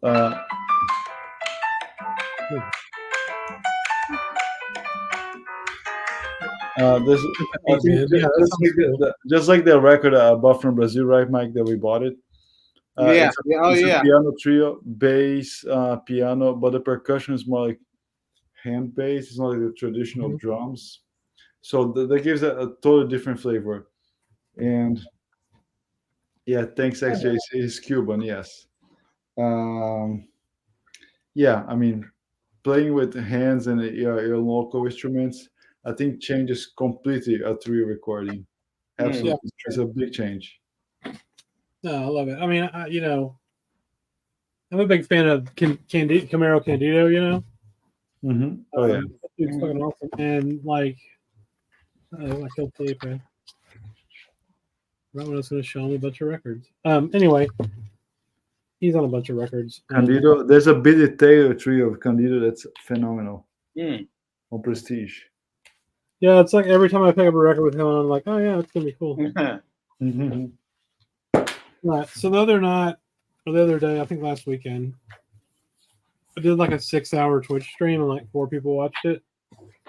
Which 6 isn't cool. hours? Yeah, which isn't cool, people. You should support my Twitch streams and watch them. Anyway, or don't if you don't want to. Wow, 6 fucking hours, man. I played. Oh, I played all 4 of the chapter records. I need to listen to that. I mean, I only have a CD, but I mean, I need to listen. Yeah, these are all cheap too. I mean, you can get them for $10 or $15. There's chapter 1, Latin America. Yeah. Chapter 2, whatever it is, Hasta Siempre. And then chapter 3 is Viva Emiliano Zapata. Oh. Which, yeah. cool. And then the last one is this one's live in New York. It's really good too. But yeah, I mean, they all just kind of flow into each other. They're definitely different, and a couple of them are way more like free jazz than the others. Right. Mm-hmm. But what I like about Gato's, even when he gets crazy on the horn, he just starts honking and screeching and shit. Yeah. Like there's still usually like this Latin back groove that's happening behind it. Yeah. That just kind of keeps me grounded or something, or understanding what's going on. I don't know. I just love him, man. And his records are all cheap, but that was cool to listen to all 4 of them in a row. Yeah.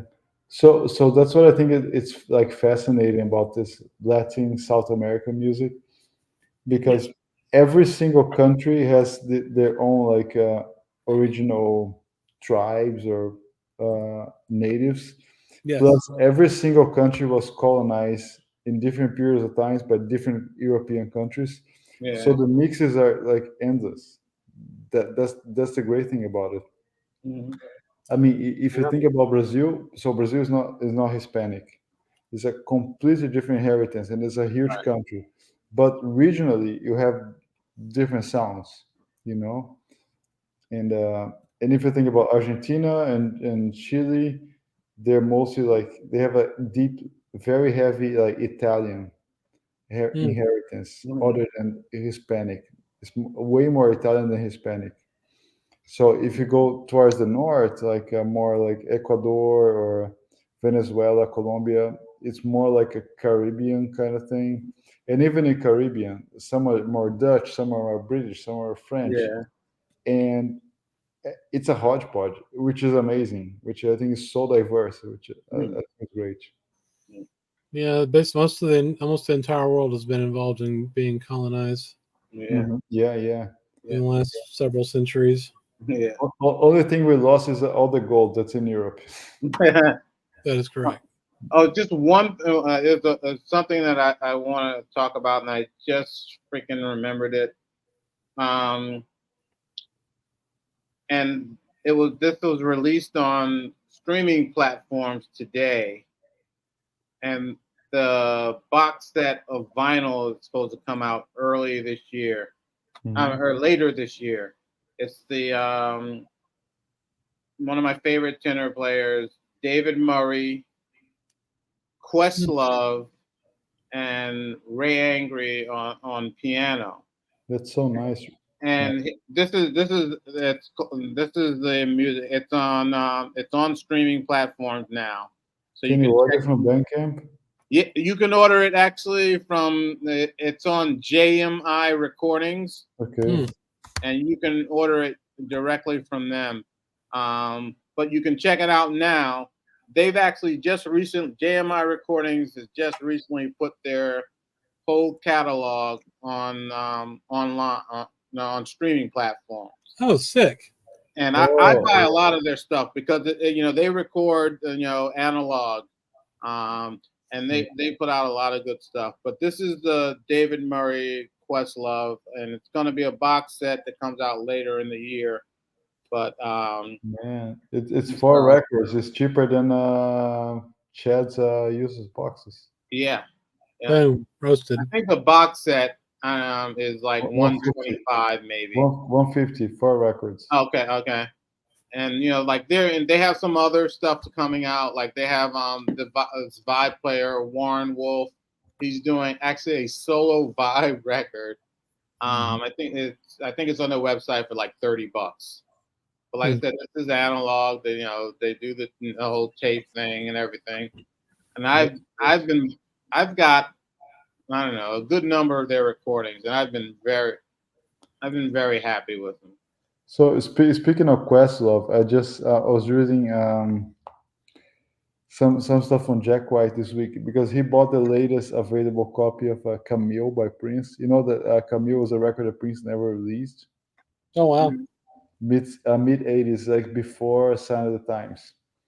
So the last copy sold. Jack White bought it for 50,000. Jesus Christ! And that was his second attempt because on the first time he lost it to Questlove. Questlove bought it before he did. That's fine. Oh. Yeah. So there's a record by Prince called Camille, which is never released before Sign of the Times. Oh. And it goes for about $50,000. Jesus Christ. Yeah. Can you stream it for free? I'm not sure. You gotta check. Maybe you can stream from Jack for like maybe 10,000 or so. Yeah, I think it also goes to show, like, man, we're debating on Discord about records costing $500. Man, we're not even the same stratosphere those guys are, right? No. Yeah. Dude, I don't even want to spend 50 grand on a fucking car, man. Yeah. But the cool thing is, like, $35,000 for my Kia, and I was like, damn it, it's too much money for a fucking car. But the cool thing is that people like Questlove and Jack, they're putting it like really archives, preserving it, digitizing to the highest standards. I think it's a really cool thing what they're doing. Thank goodness we have people like them buying those records. Honestly, right? Yeah. Instead of that horrible like drug company executive that went to prison that bought that Wu-Tang record. Martin Sorelli or whatever the fuck his name was. Yeah. Oh my goodness. Oh, sweet. Delphina says that she loves the Gato records and Chapter 1 is her favorite. And yeah, CJ shows up to the CJ, Paul, Breakfast King of Loyola, and then Mark Glassman come and hang out on those streams a lot. And then Wyoming Dave usually shows up too, and a bunch of several other people. I want to do it on YouTube because I get more people to show up, but the last time I did, they shut down the stream, and it kind of scares me to. I don't want anything to happen to our channel because I want to put records on YouTube. No, I'll start dropping in like right now. It's funny because I do a lot of my freaking writing for work, late night, early morning. So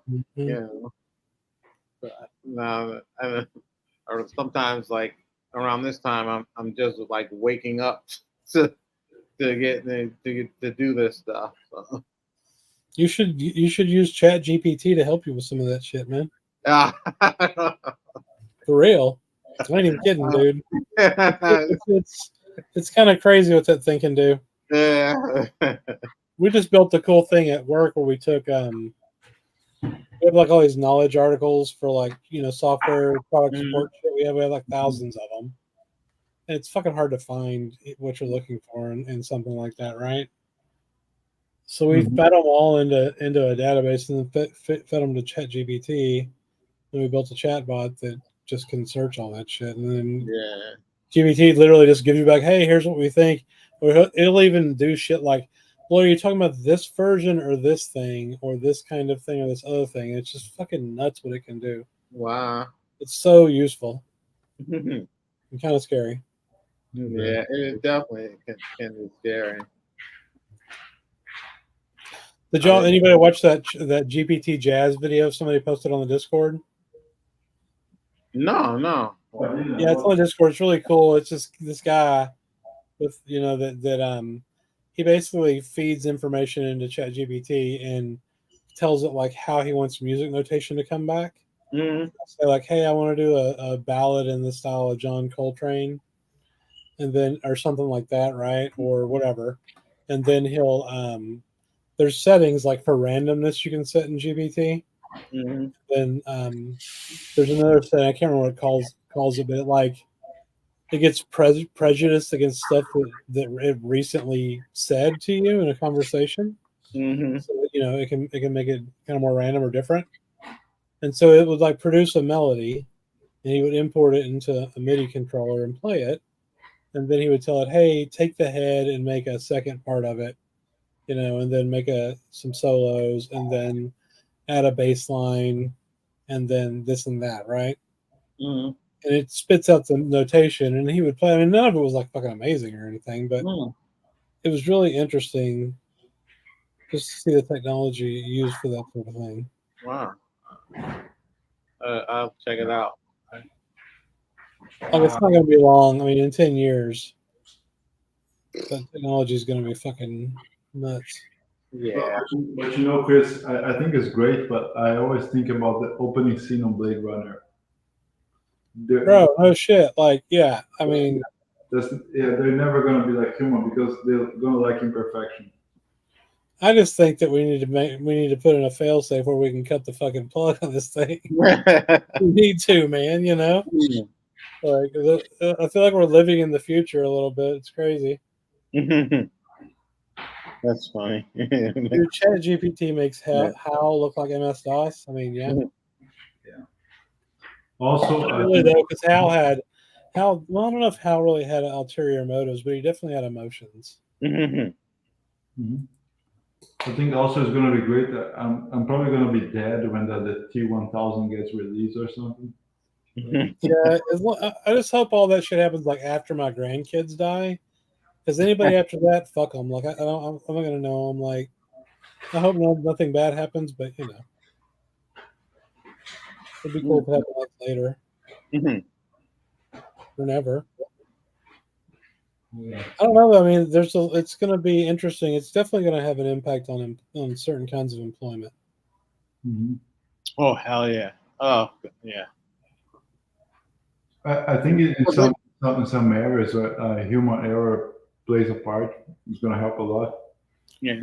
I wish, especially like traffic accidents, for example. Yeah.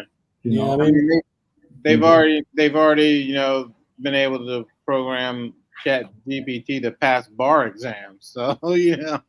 Well, it knows everything, man. I mean, that's the whole thing. It should be able to pass bar exams. It knows everything. Like that little thing we just built with those 9,000 articles we had. It knows everything about our software now. So there's like all this shit you have to worry about. Like, hey, make sure that if you're using it, that you're making sure that it's not taking your data and putting it into the hive.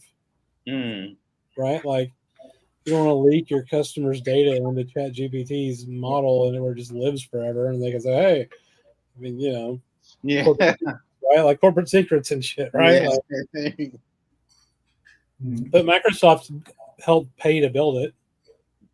Yeah. So they already have hooks into it through Right. their. They funded. Yeah, they funded it, so they have hooks into it, and they also have all the controls to keep it from doing things you don't want it to do. Mm-hmm. And it's expensive.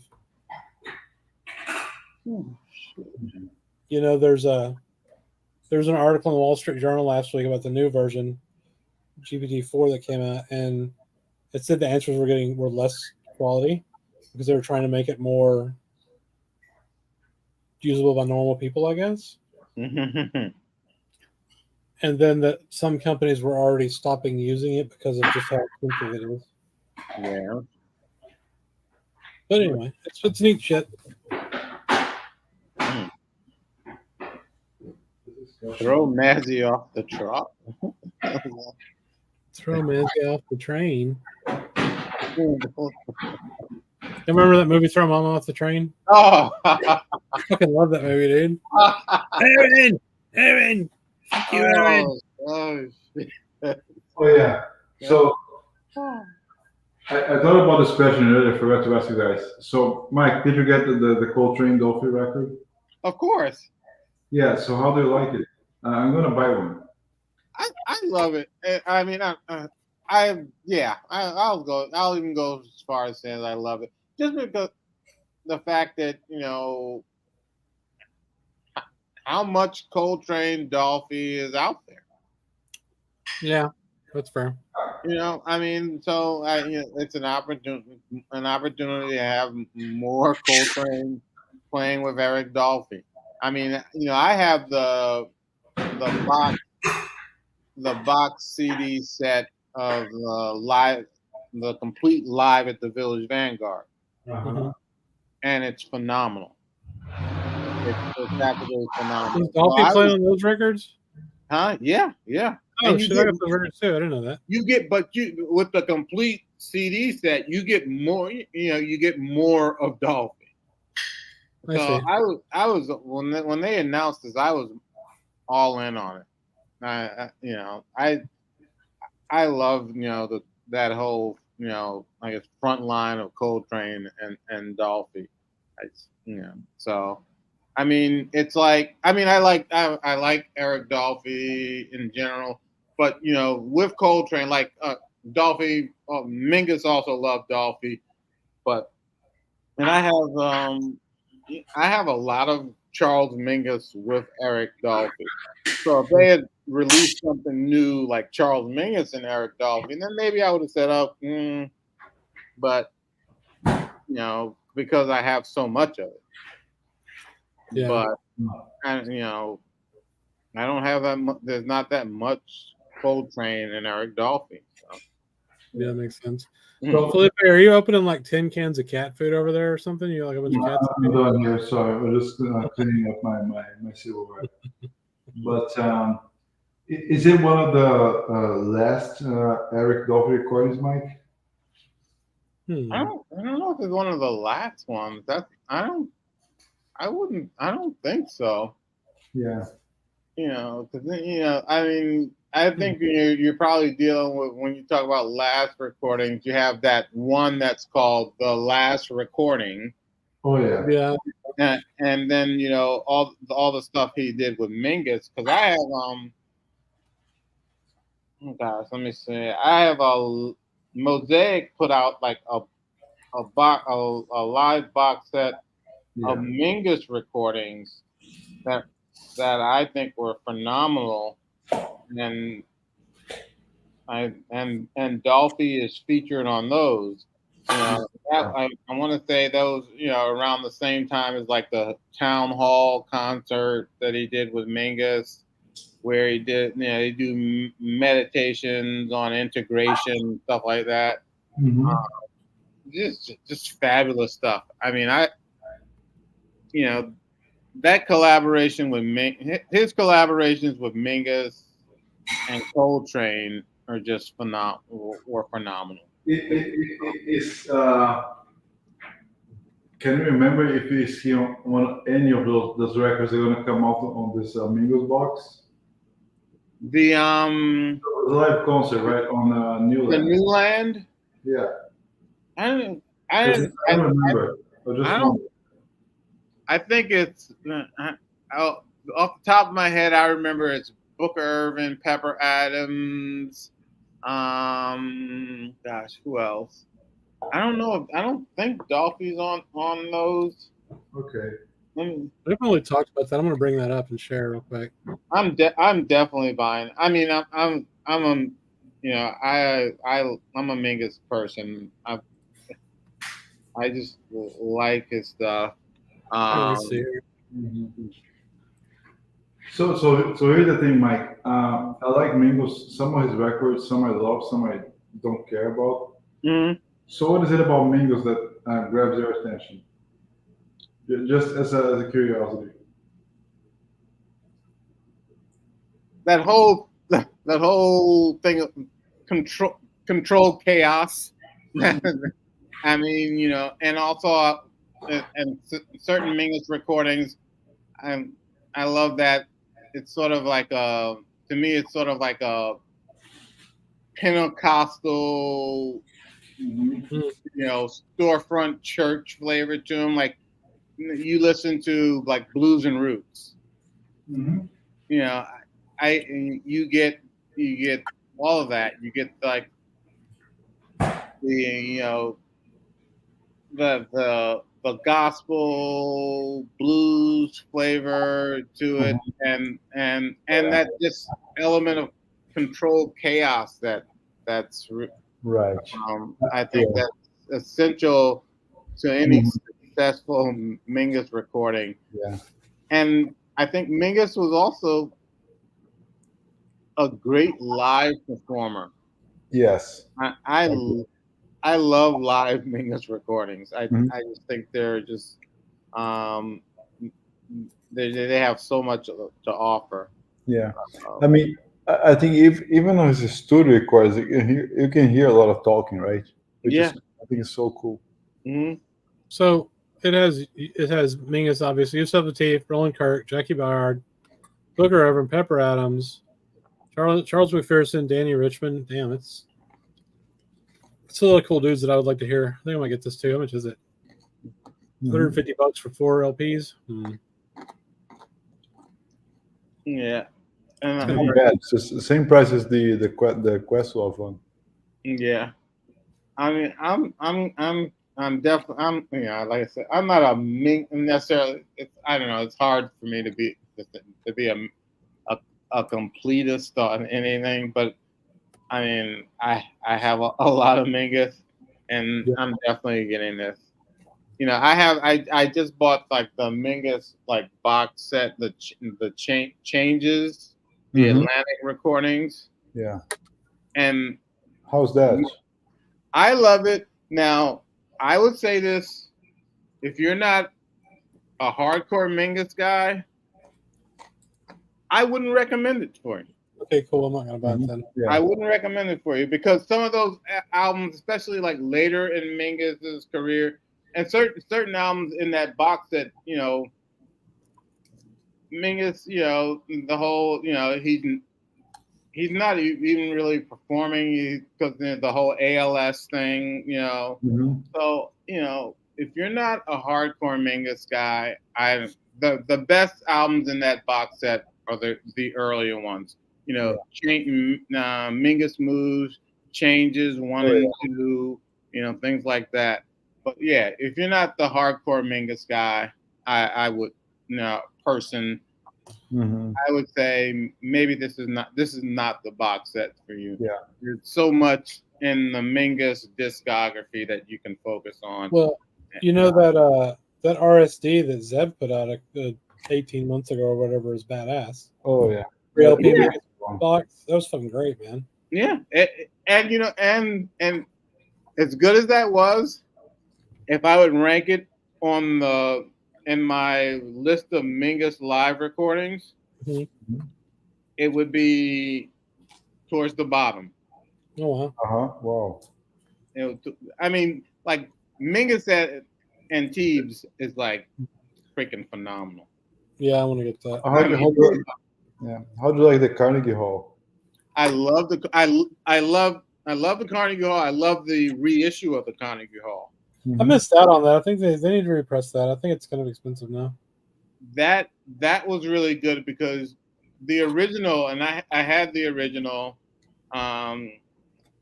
It was just the jam session.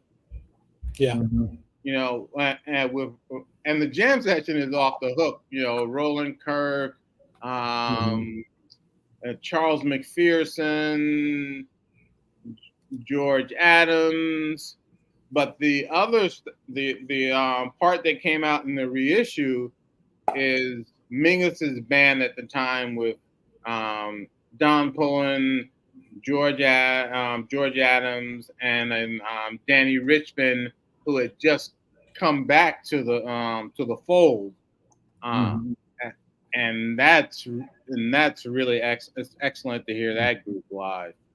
So, I mean, if you can get that Carnegie Hall reissue, it's more than worth it. Mm-hmm. You think it's available out there, Roberto? I'm sure it is. I'll have to check that out. Yeah. But you know, if you want to start off with a live Mingus recording, it's so weird. Some records like throw you off. I had a copy of The Clown. Mm-hmm. Side A played nice. I liked it. Mm-hmm. When you turn to side B, all that spoken stuff like turned me off. Mm. The music was great, but yeah, I just feel like I wanted to listen to that all the time. Yeah. However, I truly like Roots and Herbs, and I think those things are outstanding. Yeah. And the Tone Poet too. What's the name of it? What, the one with Duke Ellington? Yeah, oh yeah. Yeah. Oh god, that was a crazy session. Yeah, I mean, those guys like on their nerves, right? Well, you know, because you know, I don't know, there was some conflict between, you know, Max Roach and Mingus because they had that label together, they had debut together, and you know, so, and Mingus was Mingus, you know. Yeah, he was very unique. Yes. Yeah, and Max was good at times be pretty volatile. No, I don't say volatile, but Max, you know, it was you know, he was the activist, right? Very opinionated. Yeah, because I don't know, I was thinking about earlier today, thinking about Miles Davis, and just I was thinking about Miles Davis and the whole Wynton Marsalis thing and all this stuff, and people were saying, you know, saying stuff about the whole Vancouver incident between Miles and Wynton, and I was like, you know, you guys know nothing. What about the incident between, you know, Miles and Max, where Max during a Miles concert, you know, Max Roach walks on stage, you know, to do his protest about like South Africa, you know, interrupting, you know, Miles's concert, you know, it's just. Yeah, that was like the second quintet, right? It wasn't, it may have been the second or the transition. One of the, I'm not sure, but I think it was around those times of 4 More. Yeah, so I you think know, it was around that. Yeah, I remember that now. Yeah, so Miles kind of don't do that here. Yeah. The conclusion of the problem was Miles. I mean, that's probably accurate. Loved Miles, but he wasn't the easiest human to get along with. No. And it's funny. Also, I was thinking about, you know, just this whole thing with, like, you know, when Wynton and Miles, and I was like, you know, these clowns give Miles, they've given Miles a real pass. Yeah. About his freaking behavior. I mean, he beat his wives and shit, and but also the whole thing about, you know, how he treated other musicians. Yeah, for sure. You know, I'm like, come on, you know. Yeah. Well, I mean, I was listening to Green and Blue the other day on what the fuck was that? Oh, you had that Wallace Roney. What's that I showed the other day, Mike? Yeah, I don't have it, but do I have it? I might have it. It's really good. I have some Wallace Roney on Muse. But he does a cover of Green and Blue. And he sounds just like Miles. Mm-hmm. Really. Well, that was he got for a period of his career, he got dogged about that. Yeah. Oh, yeah. They're just like, you're just a Miles clone, and Well, I mean, Miles actually taught him for Yeah. several years. So I mean, it's like, come on. Mm-hmm. Yeah, but I mean, he really it took he got some critics ripped him apart about that. But don't you think that's common though? Like, people wanted to play like Miles. People wanted to play like Louis Armstrong. Yeah, Yeah. I mean, they said the whole thing about people want to play like a Bird. People want to play like John Coltrane. Yeah, they said the whole thing about a lot of things. Oh, that everything sounds like the second. They sound like the second quintet. I'm like, they're influenced by the second quintet, but they don't sound like the second quintet. Right. And, that influence and is not the same as being a clone. Yeah. Speaking of like everything sounding the same, did you ever get a chance to watch that Andy Edwards interview with Jason Marsalis? I didn't get through. I haven't gotten through all of it.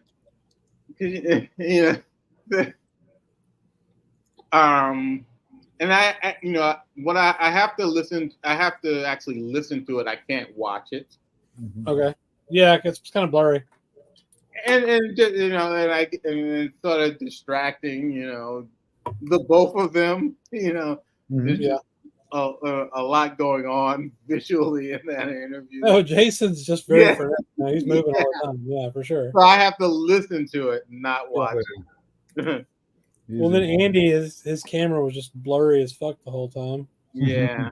But I thought it was really good. I really enjoyed it. I thought it was really interesting to have Andy come on and he didn't like shit on Winton at all, obviously, but his whole thing was one of his whole things I thought was interesting is like we're not a monolith. We're all humans. We're all jazz players. We all have our own opinions. It's not like the Marsalis family thinks this or the Marsalis family thinks that. It's like Winton thinks this, Branford thinks this, Del Feo thinks this. And if you really follow it, and it's somewhat obvious. And just if you follow Winton and Branford, it's obvious that they both have different opinions. Absolutely. Winton left. Branford left Winton's band to play with Sting. Right. Exactly. So Yeah. and he took half of the band with him. Kenny Kirkland left also. Yeah, just like what was the bass player that plays for the Rolling Stones? He also quit Miles to go play for Sting, right? Yeah. They Or quit. I forgot his name. Daryl Jones. Yeah. Went for Sting too. Yeah. So they've always had different. They've always been different. Had different opinions. Mm-hmm. I thought it was interesting too. He talked about what was it? Motivation record has got it. Birds of Prey or Birds of Fire? Yeah. Birds of Fire, right? Mm-hmm. And yeah, I love that record. I listened to that record like 5 times after I got it. It's really cool. Mm-hmm. But the thing that Jason said, which I thought was funny, he was talking about like chat rooms back in the 90s and shitting on Winton. And he's like, I listened to that. And I was like, oh, okay, yeah, I get why they're pissed at Winton now. Yeah. He's saying about Fusion or whatever, because this that's shit. Funny, where you talk about chat rooms back in the 90s. Yeah. Mm-hmm. And I don't know if Mark Laskin's out there. He would probably know about this. But there used to be this thing called Rec Music Blue Note, and it was a forum. It made the Hoffman forum, look docile. You go on there, and you'd say something about a jazz, and people would. People would try to destroy you. It was just a bunch of jackasses you know, that probably never left their parents' basement, just trying to destroy people. Like, I know more about this. It was rough, and the that internet was populated by nerds with big hairy balls of knowledge. Right? Everybody thought they knew more than everybody else. yeah, it was it was dominated by. This is what me and my friends used to say. It was dominated by a number of guys that used to just masturbate to Coltrane solos. That was that's what they. But when he said that, I was like, yeah, oh gosh, I fucking remember that. I mean, it was like the dawn of the internet, and it was freaking rough, boy. It was like the Wild West. You know what sucks? I mean, it's almost like an old man. I don't know about the internet now, but like it feels like to me like Facebook and Reddit and Twitter and YouTube and all these other platforms are just replaced the internet. Yeah. We get to aggregate everything to these platforms now, and it's not the quality. It seems maybe GPT type shit will fix this, but like back in the earlier days of the internet, when you had internet forums like the Huffman forum, but there were thousands of those then, and most of them are gone now because they turned into Facebook groups, right? But you could hyper focus into some whatever your fucking thing was, whatever your hobby was, fucking pygmy goats. And there'd be a couple thousand people that their whole lives was pygmy goats. And it just, I don't know. It's a lot of knowledge that kind of disappeared. Or people aren't talking about certain things anymore. I don't know. It's interesting. Yeah. Benny Goodman is an alpha. Okay. I mean, I think if he was running his band, he absolutely was an alpha. Huh? This is the way he ran his band for sure. Oh yeah. From what I've read, I mean, I was watching the Ken Burns jazz doc. I'm watching it again for the third time. Talking about Benny Goodman and how his dad got killed when he was a young guy. He first started playing professionally, right? And he was making enough money. He's making like $15 a night. And he made enough money for the whole family, but his dad wouldn't quit working, so he got hit by a car on the way home and never got to see him play live. And so obviously he was affected by that. And then he also wasn't he the first big band that really integrated? Yeah. First, but he was early. Yeah. I would.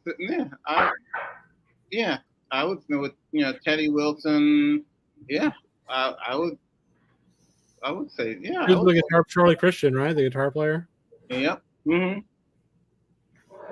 I think people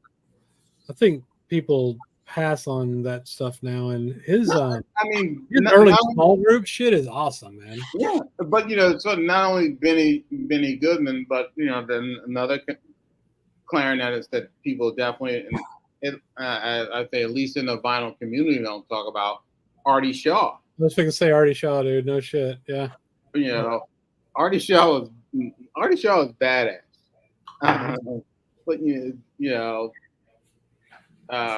people don't talk about him. He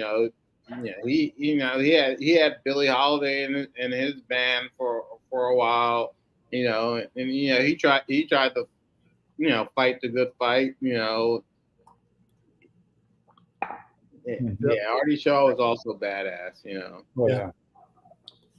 But you can get, you can get all of Benny's small group shit for cheap, man, like $5. Oh yeah, I mean, I have a really good Mosaic box set. Oh, cool. Of on CD.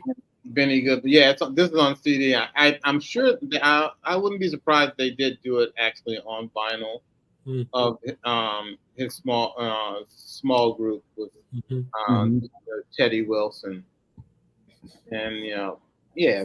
I've got a cool Teddy Wilson record too. Let me find that real quick if I can. Let me see. Let me try to find. Let me see what my Where's my Discogs? Let's see.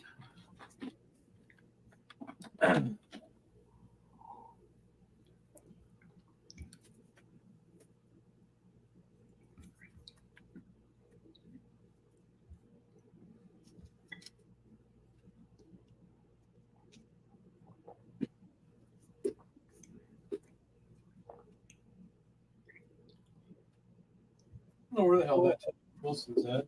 All right. Now I don't even freaking have it. Let me see if I can pull it up. I've got a cool Teddy Wilson called On Tour. It's on Charlie Parker Records, which was Oh, yeah. it's pretty neat. Very cool. Him with a couple of dudes you never heard of, probably.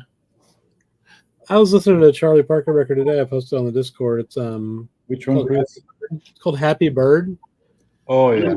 Charlie, his wife started Charlie Parker Records after he died because people were making so many bootlegs of concerts and shit. So she started trying to get control of the rights to a lot of that stuff, so the estate could have the money.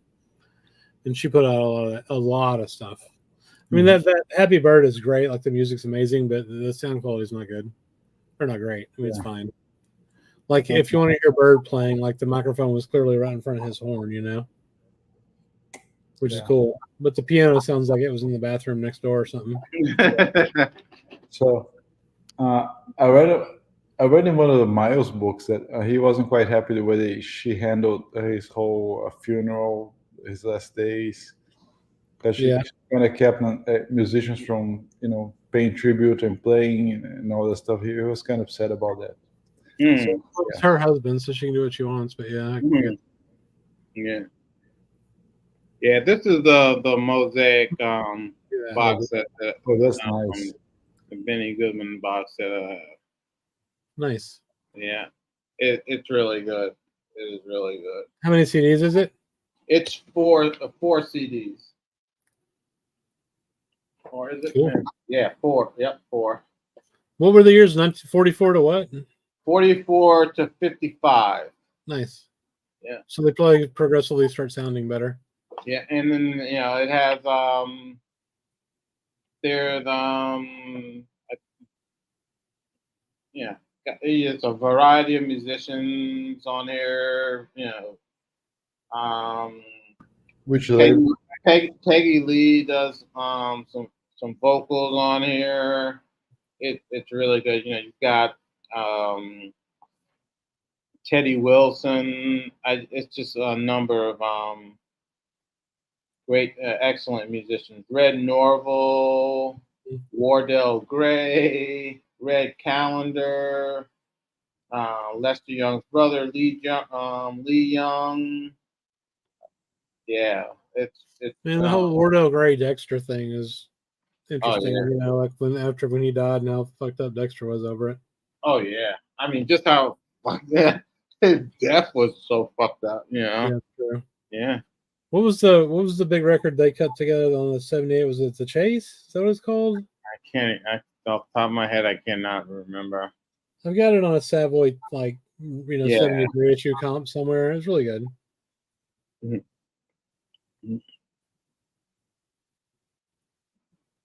Yeah, Sing is really good. It's weird though, with I like Benny Goodman, but I don't really care about Glenn Miller's stuff as much. Yeah, no, I'm not. I actually, I listened to a little Glenn Miller, and it just didn't appeal to me. But Benny Goodman, Glenn Miller, that's like a total different class. I mean, agreed. And Artie Shaw and all, just I like a lot of the old big band stuff though. I mean, I'll listen to some 30s swing. I mean, I like it. I love big bands. I mean, it's entertaining and you can dance to it. There's nothing wrong with that. Yeah, no, even who do I really like? The Jimmy Lunceford band. Oh, fuck yeah, dude. They're great, and I like a lot of those. I have a lot of there was this label, CDs. I think they were something classic. I can't even remember the top of my head, but they put out a lot of those great big band CDs. And some of them were what they call territory groups. Yeah, territory bands. Yeah. Yeah, they're just regional bands. Yep. And they put out a lot of those things on CD. You can probably find them really cheap now, but they're really good. really good. All the stuff with some of the stuff with like Mary Lou Williams. She was like sort of the main writer and arrangement for this group. I think it was Andy Kirk's Mighty Clouds of Joy. Oh, and cool. you find those CDs. They're like, phenomenal recordings. I got them for a couple bucks. Yeah. Here's the record I was talking about a minute ago, and then a couple other ones that are kind of relevant. Mhm. So this is that Teddy Wilson on Mm. tour. This actually sounds pretty damn good because I think this was recorded in the 50s. Yeah. Like, I don't think it's like from the 40s from some horrible recording. But yeah, I don't think it says here. But anyway, that was good. And then, hang on. This is the only Jimmy Lunsford I have, but this is on Brunswick out of England. I think it's probably level here. Let's say I got floppy cover. Yeah. Let's see. It doesn't says anything about who played with him on that one. Maybe not. Not really. Mhm. But yeah, that was cool. And then I also have another Brunswick I really like. Not that one. Shit. It's Charlie Ventura concerts. Yeah. This is Gene Norman put this on. It was in LA. And they recorded it and then released it in England, I guess. But that's pretty cool. Yeah, I got all three of those. This is a lot of the kind of shit that I had in that collection I bought. Yeah, I mean, lots of big band shit, lots of cool stuff that I never would have heard probably otherwise. Yeah. And then you got all the 60s and 70s big bands too. I mean, this shit never went on. I have this book, and Felipe was talking about how the Sonny Rollins book is like a freaking, it's a door, it's a brick, it's a doorstop. It's fucking tone, man. It's a fucking looks like a phone catalog. Yeah. There's a book by he was a conductor and musician, Gunther Schuller. He wrote this one book called Early Jazz, which I've read, and it's great. It talks about the origins of jazz and everything, and a lot of it's sort of really technical. But he also did a book after that. It's called, I think it's called The Swing Era, and I think it was probably like 900 pages, and it had and it talks about all these swing bands. It goes into all the territory bands. It's freaking huge. Yeah. It's just like an amazing feat of scholarship. Yeah. But how does it go? Does it go through like him, like gig by gig or some shit? Like, why is it so long? Because there were so many. The Swinger. There were just so many. Sorry, I'm sorry. I was back to Sonny Rollins. Sorry. Yeah, it was just so many of these bands around. Yeah. I'm gonna. I'm gonna turn off my camera too. Then. Oh yeah. But yeah, I mean, agreeing with 1188, I think it's a great thing that the books are long. There's so much information out there. It's just great. Yeah. Did you get Sonny Rollins books, Chris? No, I have no prayer of reading that, man. It is really good. I need to make more time for reading. I just don't read that much, but I do listen to audiobooks. And I don't do that much. It takes me a long time to get through a book now because I used to, when I drove to work every day, I spent, like 2.5 hours in the car every day. So I consumed a lot of audiobooks. So this is the Gunther Schuller book. Yeah, let me make that big. Show it sideways. Sideways? Yeah. And it is the total. It's basically almost over 900 pages. Jesus, it's a lot of work, man. Yeah. And it goes into it does. Of course,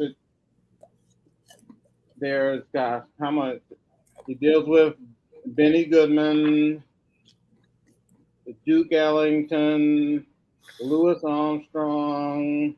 There's like a title called The Quintessence of Swing.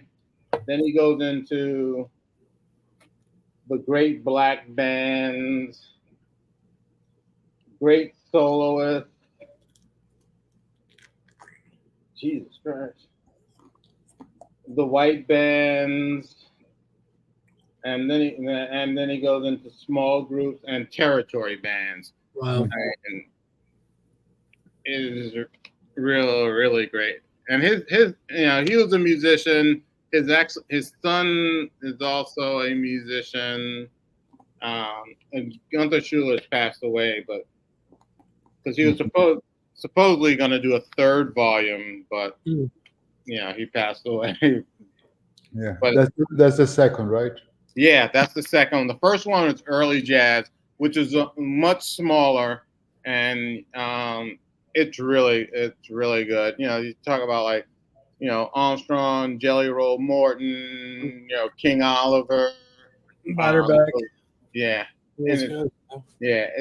it's a really good book. I mean, he gets really technical, but it's still, even with him being so technical, it's still just, even for like laymen like myself, I think it's worth reading. What's the guy's name? Is it Studs Terkel? Is that an author's name? Is that right? Yes, that's her. He's a great Chicago essayist. Yeah. He was in the jazz documentary. But he also, Mazzy recommended a book he wrote called Giants of Jazz, I think it's called, and it's not very thick. It's just like little essays about all kinds of people. It starts off with like King Oliver and Bessie Smith and through Miles, and it's like 7-8 pages about each artist. It's really cool for Studs Terkel. Yeah, just one of those quintessential Chicago, right? Chicago sort of like newspaper guys. Yeah. It's bygone era, man. A little bit. Huh? I said it's a bygone era. Oh yeah, you don't get that you're never gonna. I mean, even like you don't even get the writing just like 30 years ago that existed on jazz. I mean, I remember when, like, in the Village Voice, you would have, gosh, they had so many great music writers. I'm not just talking about jazz, but just music in general. It would be like the Voice would come out. It was supposedly Wednesday was the day that it was out. It would come out each week, but it was really Tuesday night, and everybody would like, not everybody, but people would wait like Tuesday night for it to be delivered. One, for people that are looking back in the day that were looking for apartments. And other people that were looking for, just the articles on music and and what performances are coming up, and just reviews, because they had for a time, you had Stanley Crouch writing for The Voice, you had Gary Giddens writing for The Voice, and then you had another writer, Greg Tate, who wrote about jazz, about R&B, about rock. Greg Tate was one of these guys that was a big proponent of, and he was a member of the Black Rock Coalition. So he had a band that was called Burnt Sugar, and their recordings are available, and they're really sort of like a R&B rock version of Sunrise Orchestra. Okay. Cool. And he wrote for The Voice. I mean, it was a great time. Just you had all that under one roof, so to speak. Yeah. And It doesn't exist now. It's out there, but it's all over. Yeah, exactly. Cool. Well, Greg Tate's on the Miles documentary on Netflix. That's right. I mean, there's a little kerfuffle in the I'm still around. about the Discord about the Jazz War stuff today, basically between Winton and Anthony Braxton and all that. I really do like the Ken Burns documentary. I mean, I realize it's not exhaustive at all, but no, it's and this is the thing I always say about the Ken Burns documentary. It's like, to me, it's like a college survey course. Yeah. Like I took like History of the Enlightenment 1 and 2. You didn't cover everything. You had the person's the professor's bias. right. You didn't cover everything, but you know what? If you did a halfway decent job of presenting it to you and you were interested in, then you went out and found your own truth. Yeah, for sure. Exactly, man. No, that's for sure. I mean, and the people that say, oh, Winton and Stanley, they did this and that, and their version of jazz. First of all, you have a very low opinion of the people that are out there listening to music, that they can't make their own decisions, that they can't say I disagree with what they're putting forward, and there's other stuff for me. It's not the first time this has happened in jazz. I mean, it happened with trad jazz back in the 40s and 50s. Yeah. When the bebop came up, they're like, no, this isn't, I mean, freaking, Louis Armstrong didn't like bebop, right? He called it China music. Right. Yeah. So, like, it's like, it's not something new. And then, and a lot of that is, a lot of that is sort of blown out of proportion. Louis Armstrong and Dizzy, and bebop, there was a problem with, and he made certain statements and stuff like that. And the beboppers were like, "Oh, we're not going to be Uncle Tom's or whatever." But of course,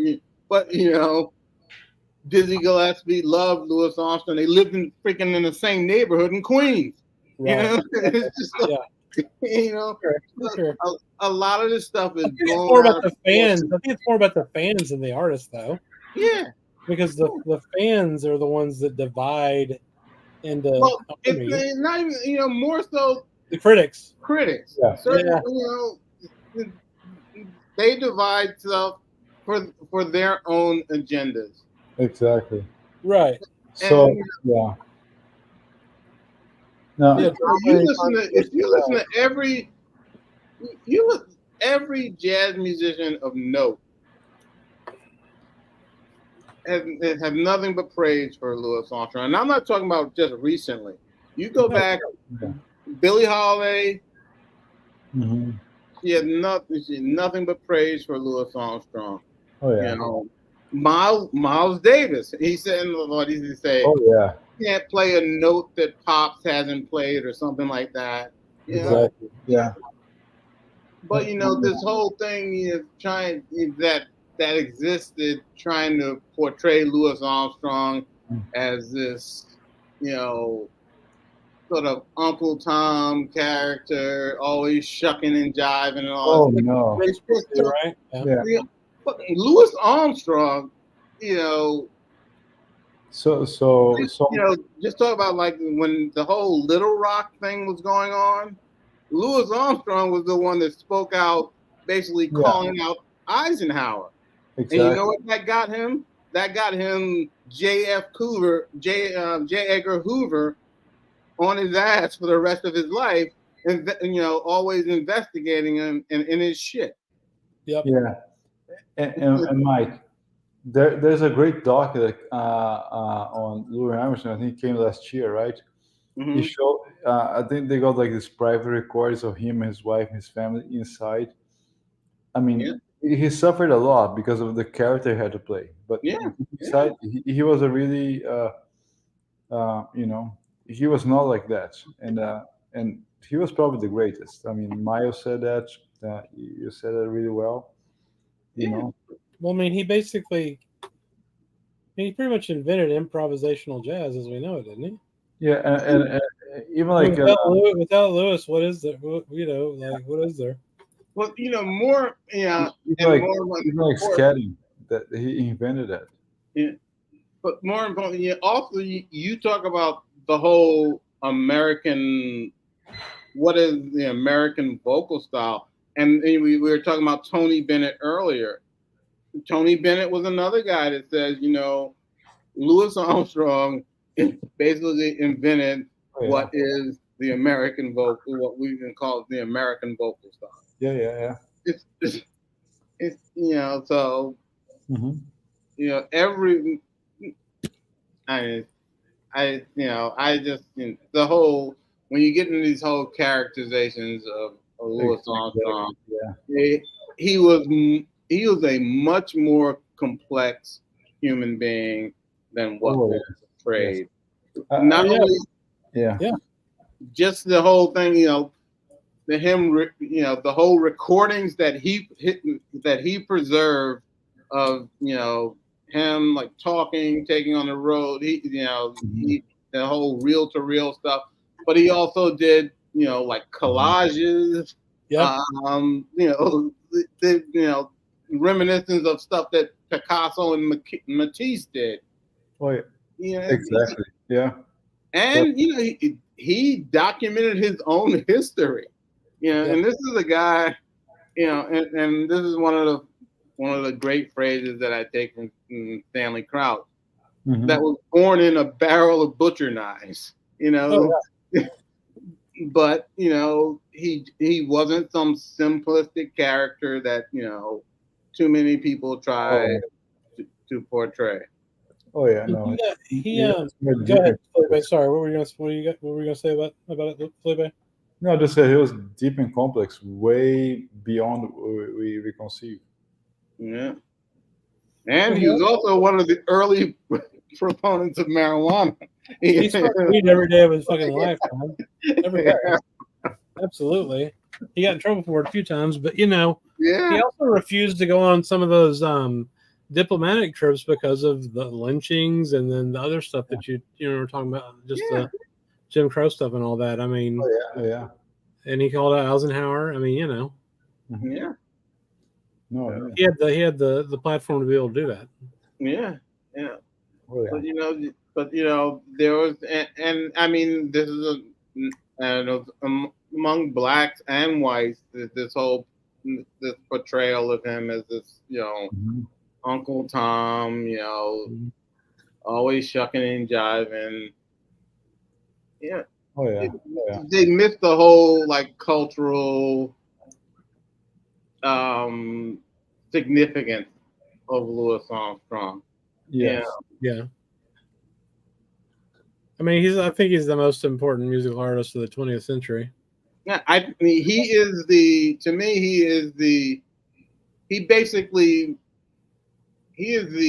symbol of modernism. You know, a symbol of modernism.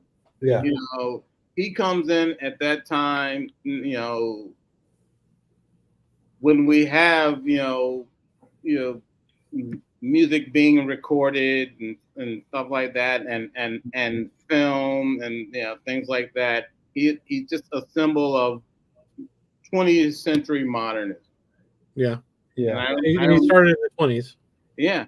And I don't, you know, him and, you know, Louis Armstrong, Charlie Chaplin, these guys are freaking 20th century modernists.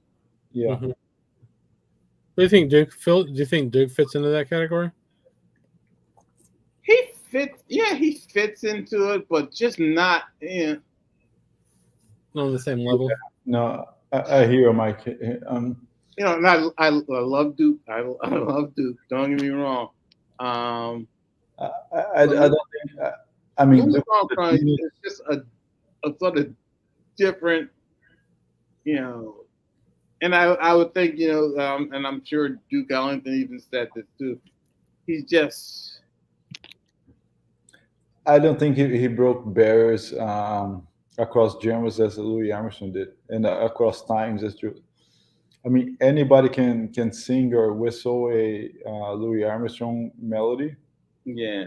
but I think Duke Ellington, at least nowadays, would be more for the initiated. Yeah.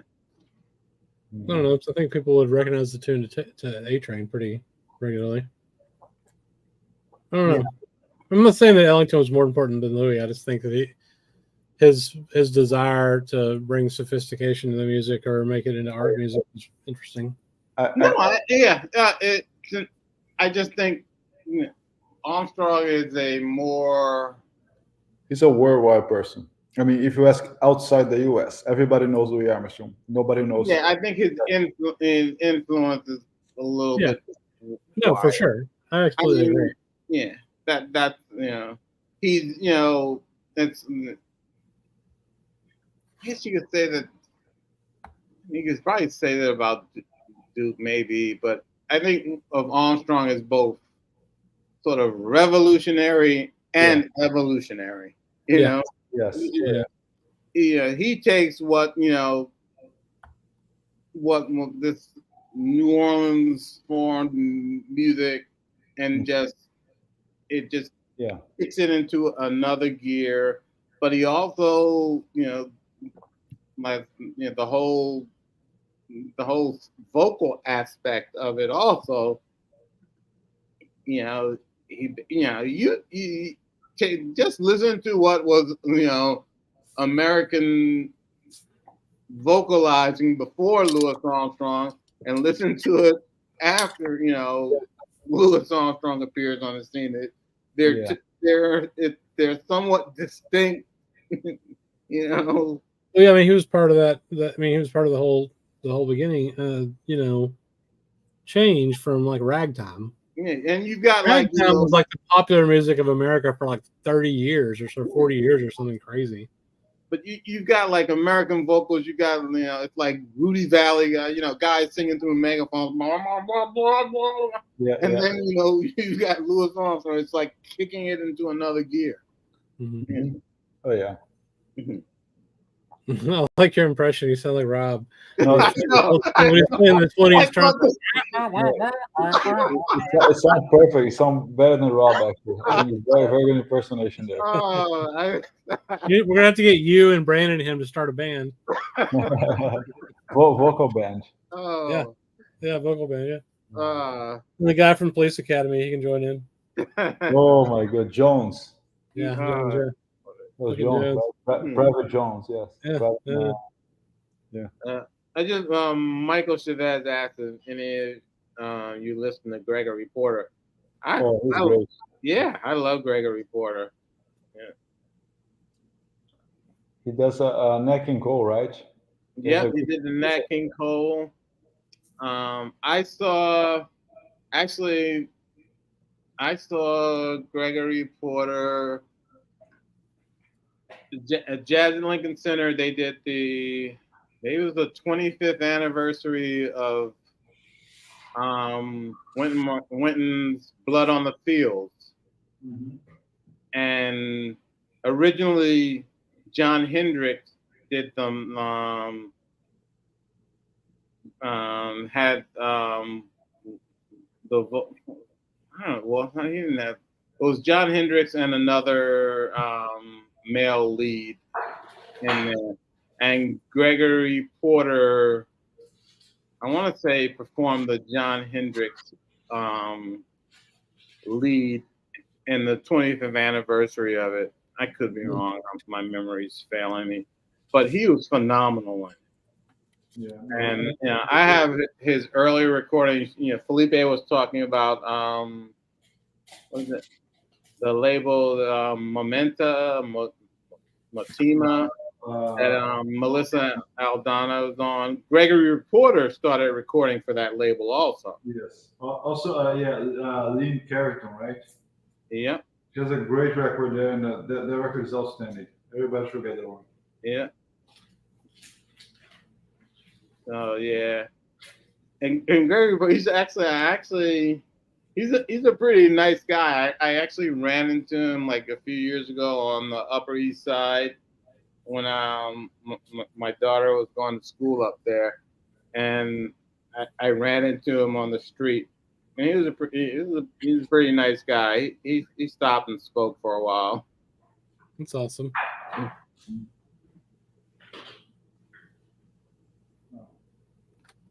Well, y'all talked out yet? Yeah. I think I'm gonna do a Rob and listen to a couple of records before. That's what I'm thinking about doing too, for sure. Yeah. You, Felipe, you want to listen to some records? Yep. All right, Sounds cool. like a plan. All right, everybody. We all have a good weekend. All right. Thank you for joining us. Take care. All right. Later.